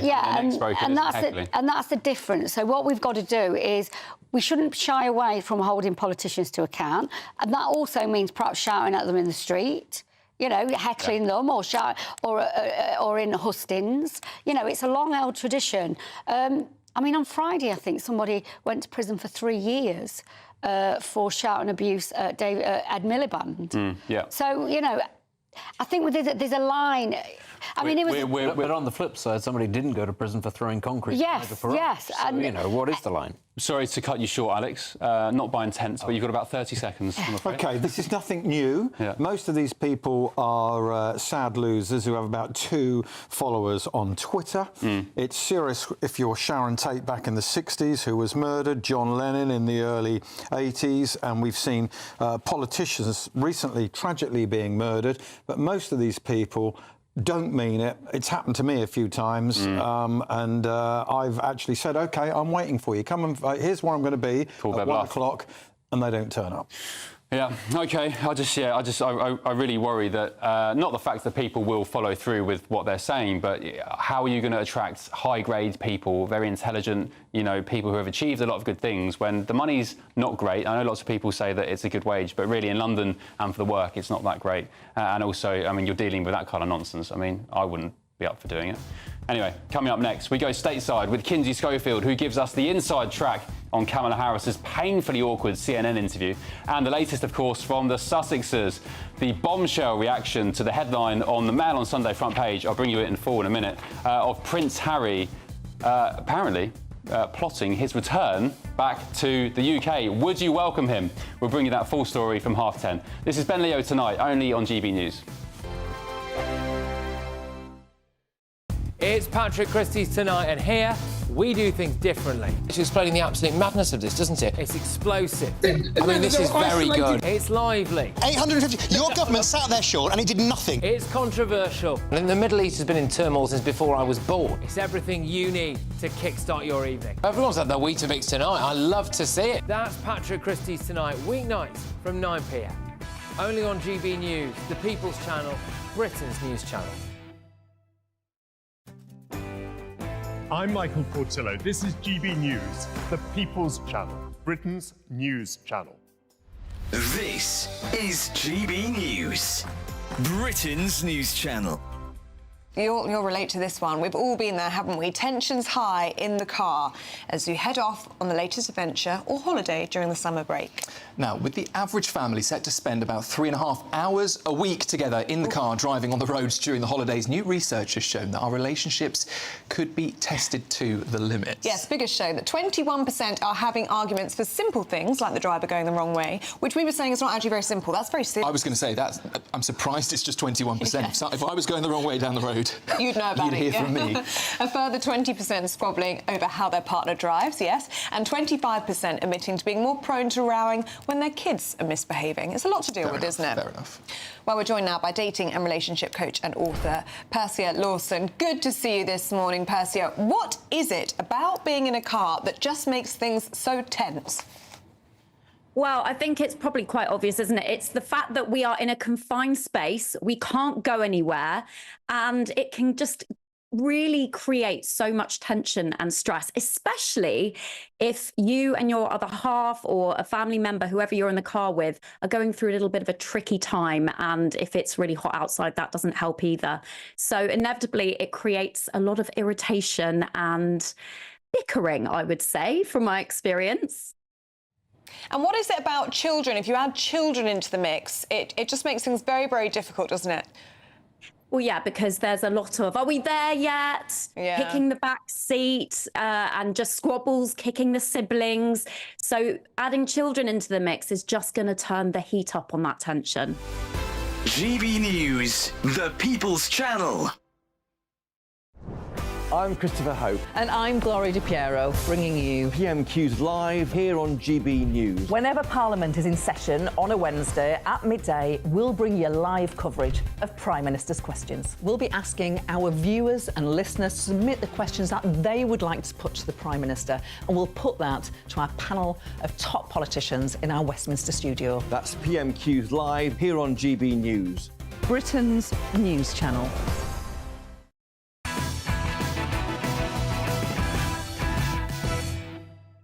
Ben Leo Tonight, only on GB News. Still to come, I'll bring you all of tomorrow's newspaper front pages hot off the press, and tonight's panel will return to give their expert opinion too. But first, it's time for Schofield's Stateside. Let's get reaction to the bombshell headline on the front page of the Mail on Sunday tomorrow. Prince Harry asks former aides to help plot his return from exile. That's according to the Mail on Sunday, as I said. He sought advice from trusted former aides in Britain on how to mastermind a return from exile in the US.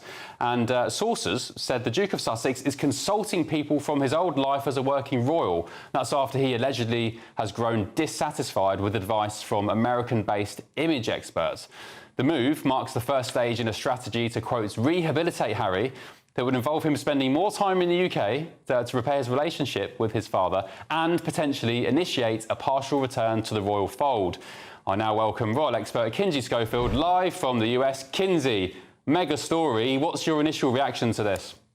Yeah, what a great scoop. My initial reaction is pretty cynical because over the last few weeks, Harry and Meghan have been leaking like a faucet over here in the United States. Talking to People magazine, they're allowing current Archewell employees to shoot down rumors.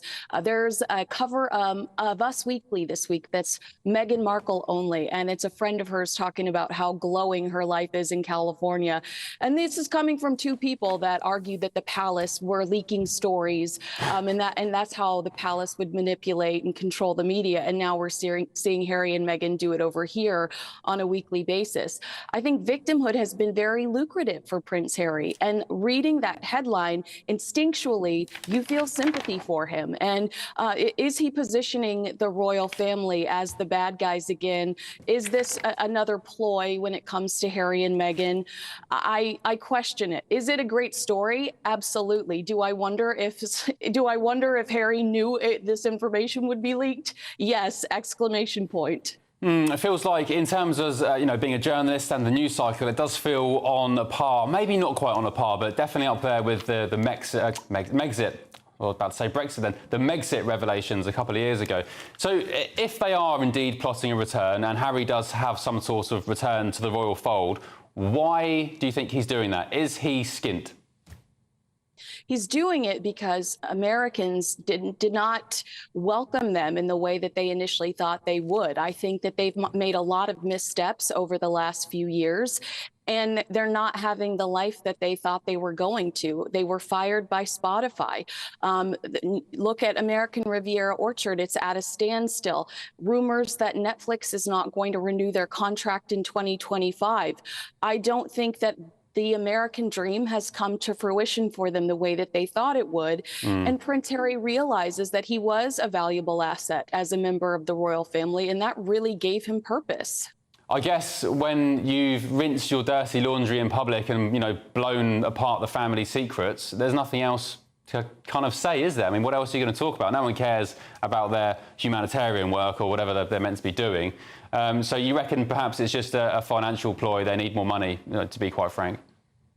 I mean, I think they did everything backwards. Had they shown all of us that they were these charitable people that were just here to make the world a better place before they went after the British royal family, there might be some hesitation when it comes to judging them or criticizing them. But it's hard to swallow that they're now these martyrs when they spent 3 years terrorizing the royal family with really cruel commentary, talking about Prince William's hair loss in Spare, the fact that he no longer resembles their mother. That's just unnecessary and cruel. Yeah, and of course today is the 27th anniversary of Princess Diana's death. We'll touch on that later in the show. But should we move on from the royals? Let's go to politics, where the Democrats' presidential candidate Kamala Harris, well, she was treated to a fairly friendly interview by CNN yesterday, but perhaps unsurprisingly when we consider the broadcaster's left-leaning tendencies. However, she kind of, let's say, blew it apart. Look at this. When you were in Congress, you supported the Green New Deal. And in 2019, you said, quote, "There is no question I'm in favor of banning fracking." Fracking, as you know, is a pretty big issue, particularly in your must-win state of Pennsylvania. Sure. Do you still want to ban fracking? No, as president, I will not ban fracking. New way forward and turn the page on the last decade of what I believe has been contrary to where the spirit of our country really lies. But the last decade, of course, the last 3.5 years has been part of your administration. I'm talking about an era that started about a decade ago. You have been vice president for 3.5 years. Yeah. The steps that you're talking about now, why haven't you done them already? Well, first of all, we had to recover as an economy, and we have done that. I'm very proud of the work that we have done that has brought inflation down to less than 3%. You were a very staunch defender of President Biden's capacity to serve another 4 years. Right after the debate, you insisted that President Biden is extraordinarily strong. Given where we are now, do you have any regrets about what you told the American people? No, not at all. Not at all. Kinsey, wow, that's being described as a train wreck. What do you reckon? Yeah, I completely agree. We have a comedian here named Bill Maher, and he ripped this interview apart. He's very liberal, but he ripped this interview apart and called Tim Walz Kamala Harris's emotional support VP. I mean, the fact that he was sitting there, I think it shows her lack of confidence. And additionally, you know, the fact that we were all just sitting around waiting to see if she was capable of executing an interview, if that is how low our expectations are when it comes to a presidential candidate, how terrifying. But you know what? They didn't address Ukraine. They didn't talk about the homeless crisis, the opioid crisis, or that, you know, they really didn't address the national debt. So there are a lot of questions that she still needs to answer. She's promised she'll do a solo sit down, and I'm very curious to see that. But she did not turn anyone's hearts or minds that hadn't made a decision about her yet. It was an okay interview.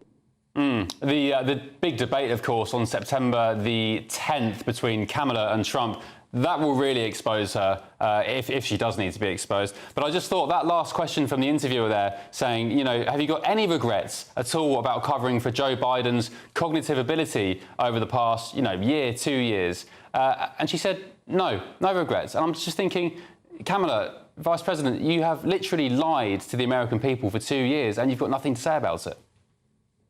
I mean, what could she say, truly? She could not admit that this has all been a sham because she knows that this is one of her biggest weaknesses that Trump will throw at her on September 10th. He is going to bring this up and he's going to try to hold her accountable. So she can't show any weakness when it comes to this argument. I guess she feels, in her defence, if there is one, that she feels she hasn't lied and she was just towing the party line and doing what she thought was best for the country. But yeah, anyway, September the 10th, well, fireworks. What happened for her? She got the good deal out of it. She kept her mouth shut, and look at the position she's in now. So there was something in it for her to be quiet. Yeah, you reckon she was calculating, do you? Plotting? I do. Never. Kinsey Schofield, thank you. We'll speak to you next week. Thanks. And yeah, September the 10th, can't wait for that. Trump versus Kamala Harris. They're now fighting out at the moment the small details on the debate. I think the last I read was that Kamala wants open mics where the microphones are on all the time between Trump and Kamala. In the debate with Joe Biden, Trump had closed mics where the moderator would turn on and off the mics of each person speaking. But yeah, interestingly, Kamala wants open mics, so we'll see. Anyway, up next, I'll bring you the very first of tomorrow's newspaper front pages, hot off the press with tonight's fiery panel of pundits. Full panel reaction to the bombshell story that Prince Harry's plotting a return from exile back to the UK. This is Ben Leo tonight, only on GB News. Hello, here's your latest weather update from the Met Office for GB News. Over the next few days, weather will be turning increasingly unsettled. We'll also start to see some outbreaks of rain developing, even some thunderstorms in places. That's because high pressure is starting to pull away to the northeast of the UK, allowing our southeasterly flow to develop, and this wall front starting to introduce some cloud from the south. And that's certainly the case as we head for the evening into the overnight period.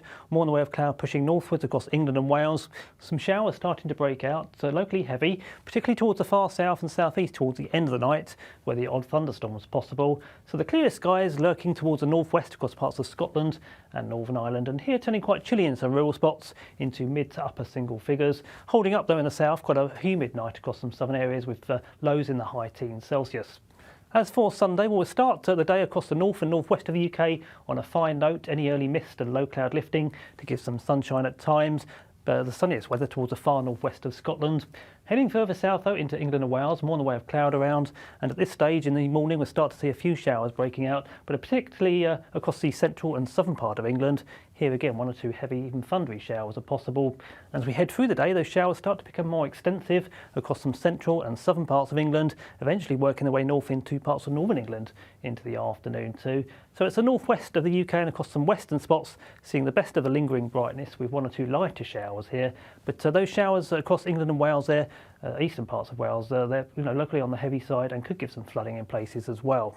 Temperatures peaking in the southeast at a very warm and quite humid 27 Celsius. As for Monday, well, low pressure will be in charge, so it stays very unsettled. we could see some further thundery showers across the east and northeast of the UK, with rain also working its way in from the west, eventually turning fresher out across parts of Northern Ireland. Temperatures here no better than 18 Celsius into the afternoon. An unsettled start into the coming working week, but things perhaps turning a bit drier towards the middle part of the week, with temperatures returning to the seasonal average. I'm Christopher Hope. From pop stars to politicians, I'll interview anybody in a pub who's got a political opinion. Join me every Friday on Spotify, Apple Podcasts, YouTube or gbnews.com, or wherever you get your podcasts.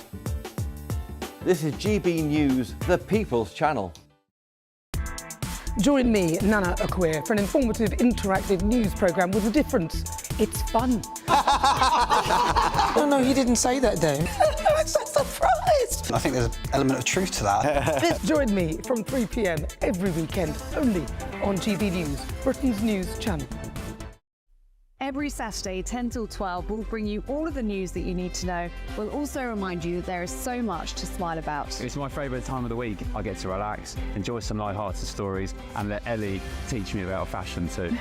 That's Saturday Morning Live, every Saturday, 10 till 12. Only on GB News, Britain's news channel.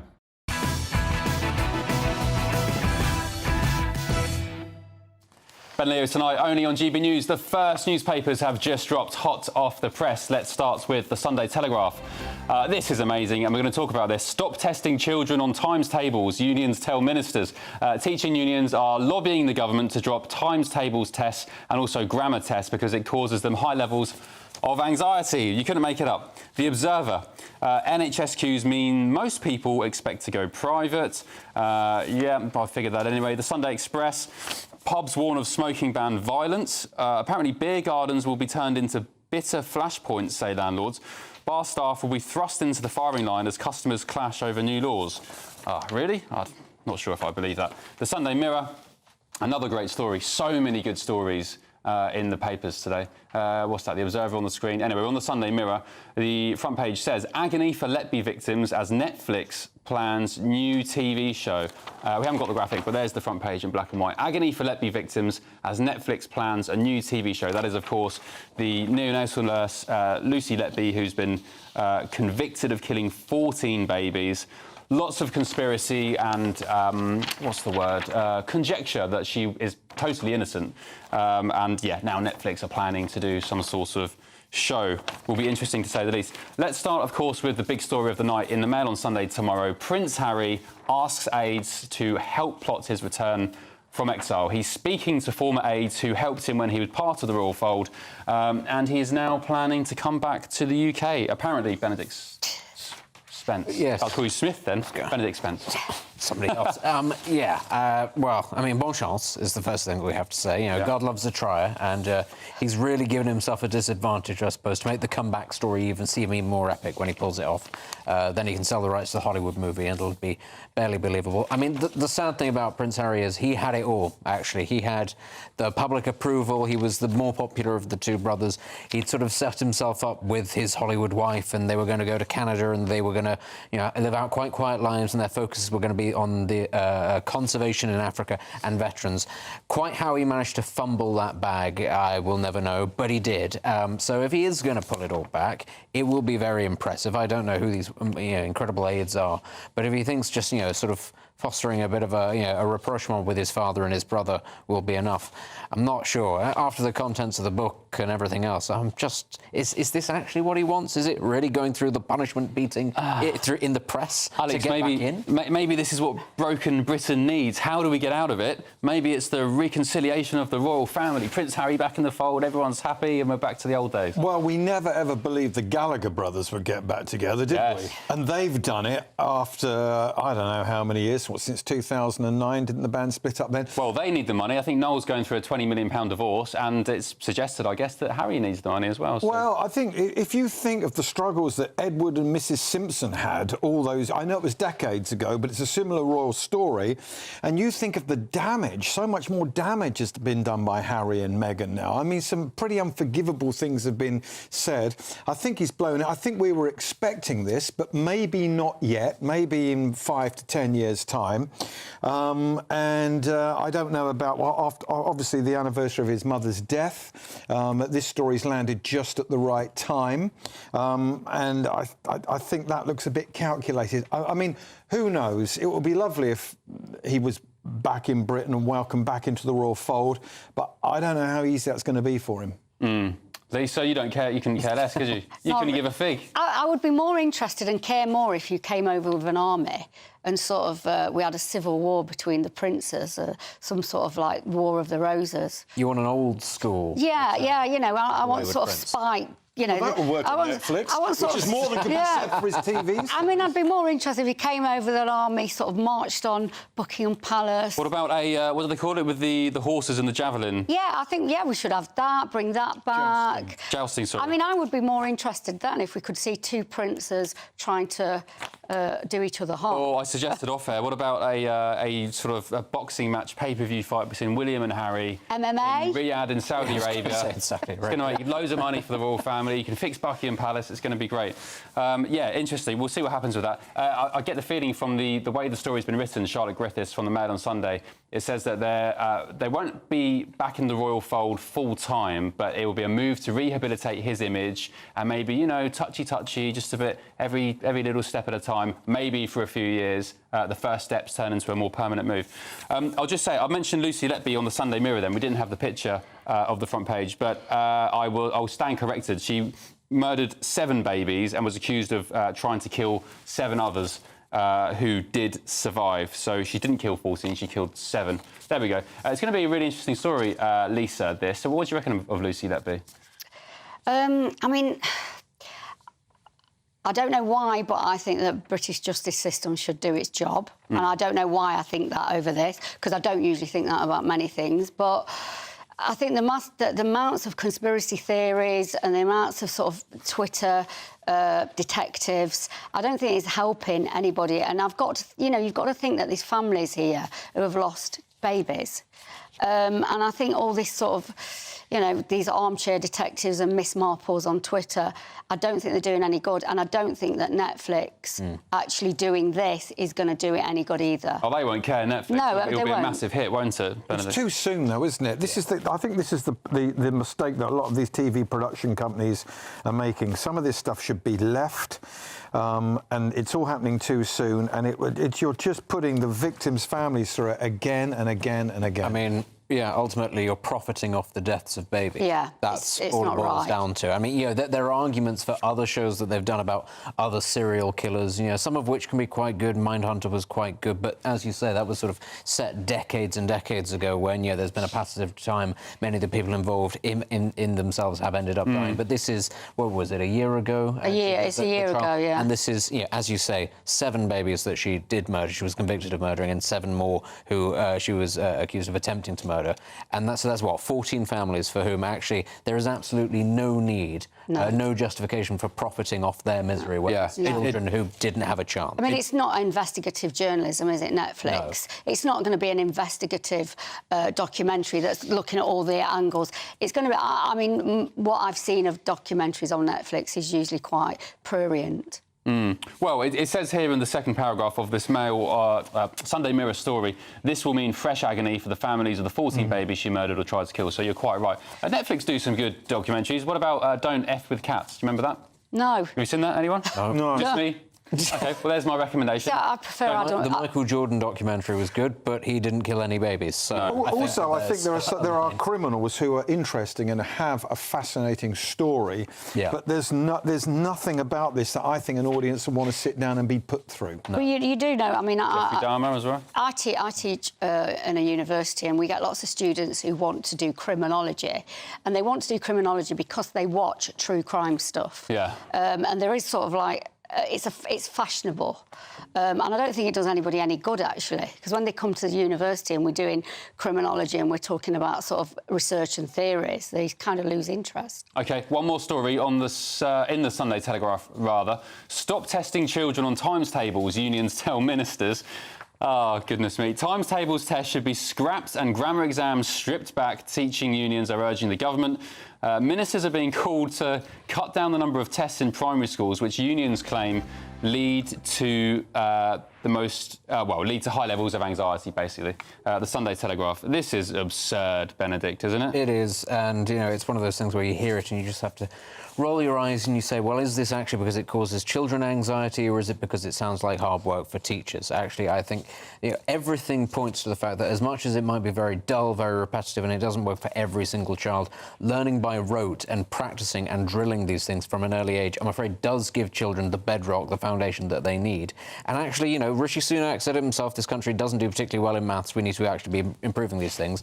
I don't think that this is the time to be rowing back on education, because it might make children a little bit under Alex, 7 times 7. 7 times 7 is... I'm good on my 7 times... Get out, you're fired. But can I just say, seriously, that when kids go to primary school, there should be more fun at primary school. It should be gentle. It should be about discovering. You're a parent of young children. Do you want them constantly tested and coming home with homework when they're at primary school? Yeah, my sweetheart boy Jude starts school in about 2 weeks, primary school. Yeah, well, you wait till he started school. I'm having a bit of a debate with my missus. I'd rather if I had my way, he'd go to school 3 or 4 days a week, and then the other days he'd be playing tennis or going on some adventures with me. There is evidence, actually, that boys would do better if they didn't sort of teach them this way at 5 and 6. Yeah. Actually, there is evidence. I don't know. And I think kids are tested. A 6-7-year-old put under that pressure, I don't think that's John right. Stuart Mill was fluent in ancient Greek and Latin by the age of 6. Just putting it out there. It is possible, it can be done, it doesn't necessarily damage Well, so was I, but I don't show off about it. That's why you don't know your... Well, I wasn't, and, you know, I've got a PhD now, so... Come on, then, 7 times 7, Benedict. No one's answered. 49, isn't it? Yeah, well done. Show off. So the demands will be handed to Bridget Phillipson, the Education Secretary, for her curriculum assessment review. Education experts are saying... we're not saying children shouldn't learn times tables. They're really helpful.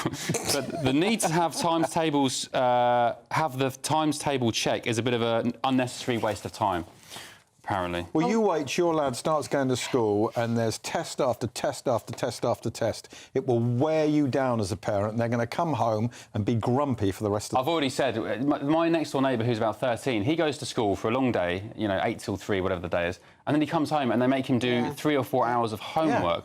I couldn't believe it when my neighbour told me 3 or 4 hours. I've said to my wife, my boys aren't doing that. They're not doing that. And there are calculators nowadays on phones that everybody's got. Do we need it? Yeah.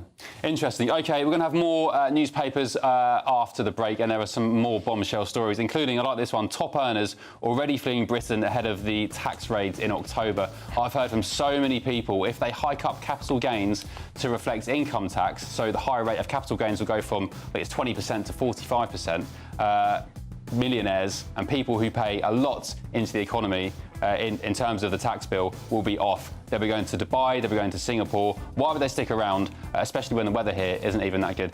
This is Ben Leo Tonight. We'll be back in just a tick.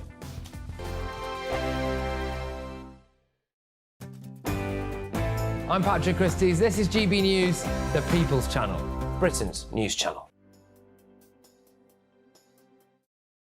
This is GB News, Britain's news channel. Did you know several Paralympic GB track and field athletes aim to go for gold this summer in Paris? So aside from pure talent, a British firm has incorporated, get this, space technology in the materials of running clothes to help athletes perform at their ultimate capacity. I'm not sure if I believe this, but we'll find out in a sec. Trailblazing scientists, engineers and designers at British firm Rion Labs have taken an idea first used in a NASA project, and they've now developed it for over 15 years at Imperial College in London. First of all, please can you explain to us a bit more about how and what this incredible technology is? Yeah, well, as you mentioned, our founder, Dr. Dan Plant, spent many years developing these kind of dynamic materials. That means they behave in what's called non-Newtonic way. So they don't follow the rules. Effectively, they can change their behavior depending on kind of stress or stretch you apply to it. So what you get on an athlete level, if you imagine you have a garment, it's supercharged. It's such that the garment changes its support depending on your movement or your activity or the speed at which you run. So you're saying that it generates, what, more sort of kinetic energy, is that right? Not quite. It makes you effectively make more out of your own energy. Spot the athletes with the wavy curves and stripes, you'll see that. So that's super polymer we have in combination with these stripes that are kind of built around the way your muscles moves. You said the difference between first and fourth place is a fraction of a percent. Yeah, that's the main difference it makes. So even if you manage to kind of make more of your own energy and improve your performance by 1%, that's the difference between podium and non-podium. GB News, the People's Channel. In the GB Newsroom, we bring you the news as it happens. With our team of dedicated journalists across the UK. We're ready to keep you up to date with what's happening every half an hour, every single day. Bulletins here on GB News. The People's Channel. Britain's news channel. Welcome to State of the Nation, daily plunge into the stories shaping our country. I'm Jacob Rees-Mogg, and Monday to Thursday we bring you the insights, the facts, the truth about how our country is being governed. Because what happens in Downing Street matters down your street. Tune in to State of the Nation every Monday to Thursday, 8 to 9 o'clock. Only on GB News, the People's Channel, Britain's news channel.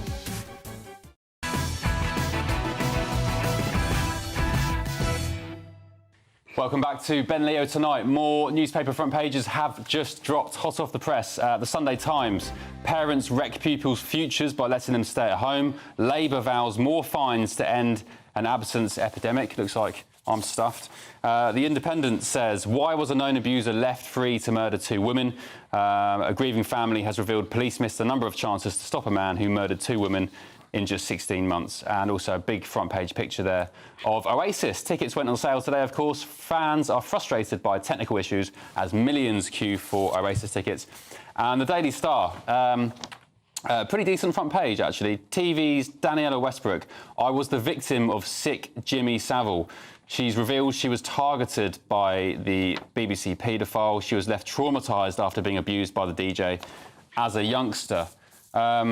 Alex Dyke, I'll come to you. Very quickly, someone made me laugh on gbnews.com/you'll say. They said, nice to see Paul Weller on the sofa tonight.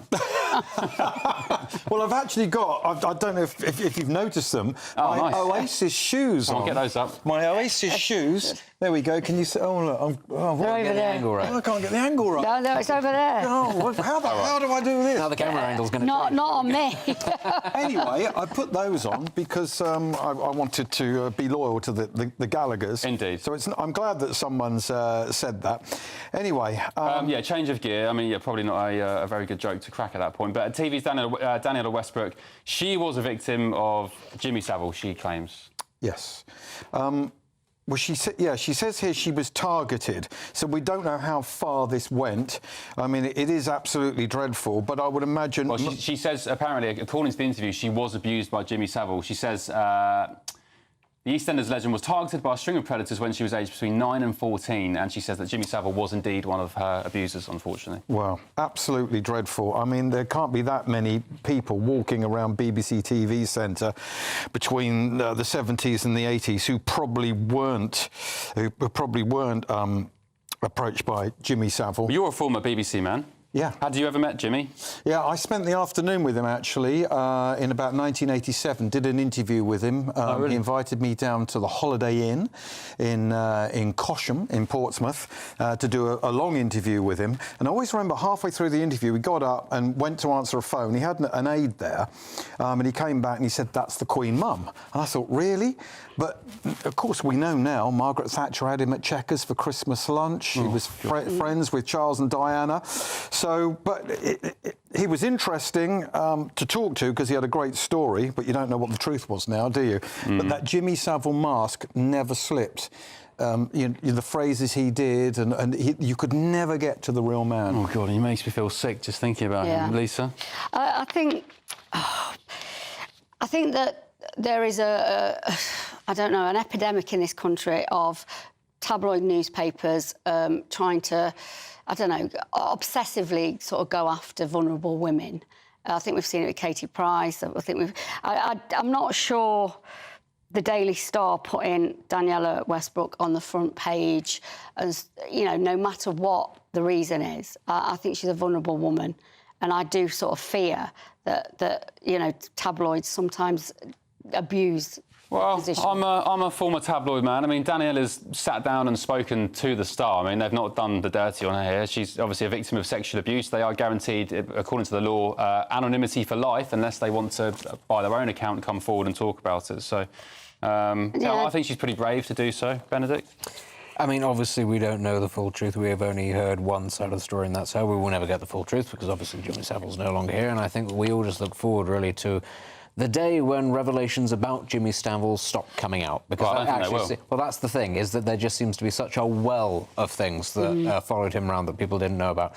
One day, that will stop. It'll stop being a story. It'll stop being such a horrific thing that everybody has to keep on remembering, yes, he was very close to the levers of power. He was, you know, sort of embedded in the media establishment of the country. When that day happens, that'll be a very happy day, I think. I don't think, just to push back on that, I don't think we should ever forget people like Jimmy Savile, the way he entwined himself in the corridors of power, royalty. Yeah, you know, the keys to Broadmoor. The keys to Broadmoor. We should never forget that happened and who allowed it. You know, the fact that when it happened under the BBC's watch, we should never, ever forget that. We need to remember that and keep that in our minds for a long time to come. Anyway, we move on. The scourge of cyclists speeding through red lights and treating the roads as their own personal racetrack has been exposed in the Daily Telegraph. So the paper monitored cyclists outside the busy St Thomas's Hospital in central London and found that more than half of them, and we can see now on the screen if you're watching on TV, brazenly jumped red lights. 2 rush hour traffic counts found hundreds of cyclists weaving between pedestrians and pavements and riding in the wrong direction. Many pedestrians using the crossing on the bridge over the Thames were elderly or had limited mobility and were visiting hospital. This is a great story from the Telegraph. It's on their website if you want to have a look at it. And it just goes to show that cyclists, Alex, don't give a damn.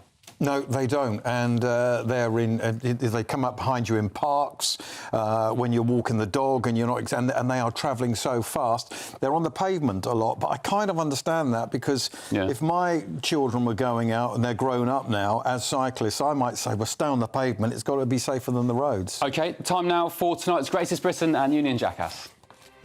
Benedict Spence, let's start with you. Who's your greatest Briton tonight? The late former England manager Sven-Göran Eriksson, who sadly passed away earlier this week. And it was a very, very sad thing that he died in the way that he did, got cancer, but also a very dignified message that he gave, sort of a tribute to the people he'd worked with. And I think just an all-round good egg, who we sort of look back on at a not particularly successful time in English football, but actually, given what's sort of gone before and come afterwards, I think a solidly, a roundly solid chap. Good shout. Alex, your greatest Briton? Well, an honorary American, an honorary Brit who was American, Fat Man Scoop, the rapper, had a big #1 in 2003 with Be Faithful. He was on Celebrity Big Brother. He helped a lot of young British rappers in a Channel 4 documentary. He sadly collapsed a couple of days ago and died, so he's mine. If he died last night. Yeah. Lisa McKenzie? I'm going to have Oasis, just because they've sort of set the media afire. They've upset a lot of Guardian journalists who don't think that white working class people from the north should be returning. So OK. All good nominations. I think it's going to be Sven-Göran Eriksson, the former England manager. As you said, Benedict, he's a great guy. He's, you know, a very well-loved guy in the world of sport. We've got to be very quick. Your UJs. Just... seeing as we can do groups, Everton Football Club. Why? Just the antithesis of Sven-Göran Eriksson. Classless, huge amounts of debt. They lost all of their games this season, and the fans are hating the players and vice versa. Alex, your UJ? This is a bit unfair, but Liam Gallagher, because he's bound to screw it up before August. Oh, Lisa? Well, I've done Keir Starmer just because I think we could have him every week. He's just sort of tumbling into sort of misery every week. OK, no surprise. Everton I quite like as a club, you know. I'm an Arsenal fan, but tonight, of course, it's... So you like losing as well? It's Sir Keir Starmer, cheeky, leave it you. Sir Keir Starmer, obviously, 55 days in power. I'm not sure what he's up to, but his popularity ratings have absolutely plummeted. And, yeah, who knows what's going to happen over the next 4 and a bit years. That's all for tonight. Thank you for joining us. I'll be back tomorrow from 9 p.m. and Mark Dolan is back next week. Benedict, Alex, Lisa McKenzie, thank you so much. Yeah, keep track of this big growing story. I know some of you back home are saying that you don't care about Prince Harry, but this really is a big story. He could be coming back to the UK, could be getting back into the royal fold. And Meghan might be back as well, you lucky so-and-sos. As I said, I'm back from 9 p.m. tomorrow. Next up, it's Headliners, and that's after your weather with Marco. Have a good night. A brighter outlook with Box Solar, sponsors of weather on GB News. Hello, here's your latest weather update from the Met Office for GB News. Over the next few days, weather will be turning increasingly unsettled. We'll also start to see some outbreaks of rain developing, even some thunderstorms in places. That's because high pressure is starting to pull away to the northeast of the UK, allowing our southeasterly flow to develop, and this wall front starting to introduce some cloud from the south. And that's certainly the case as we head for the evening into the overnight period. More in the way of cloud pushing northwards across England and Wales. Some showers starting to break out, so locally heavy, particularly towards the far south and southeast towards the end of the night, where the odd thunderstorms possible. So the clear skies lurking towards the northwest across parts of Scotland and Northern Ireland, and here turning quite chilly in some rural spots into mid to upper single figures. Holding up though in the south, quite a humid night across some southern areas with lows in the high teens Celsius. As for Sunday, we'll start the day across the north and northwest of the UK on a fine note. Any early mist and low cloud lifting to give some sunshine at times. The sunniest weather towards the far northwest of Scotland. Heading further south though into England and Wales, more in the way of cloud around, and at this stage in the morning we'll start to see a few showers breaking out, but particularly across the central and southern part of England. Here again, one or two heavy, even thundery showers are possible. As we head through the day, those showers start to become more extensive across some central and southern parts of England, eventually working their way north into parts of northern England into the afternoon too. So it's the northwest of the UK and across some western spots, seeing the best of the lingering brightness with one or two lighter showers here. But those showers across England and Wales there, eastern parts of Wales, they're locally on the heavy side and could give some flooding in places as well. Temperatures peaking in the southeast at a very warm and quite humid 27 Celsius. As for Monday, well, low pressure will be in charge, so it stays very unsettled. We could see some further thundery showers across the east and northeast of the UK, with rain also working its way in from the west, eventually turning fresher out across parts of Northern Ireland. Temperatures here no better than 18 Celsius into the afternoon. An unsettled start into the coming working week, but things perhaps turning a bit drier towards the middle part of the week, with temperatures returning to the seasonal average. That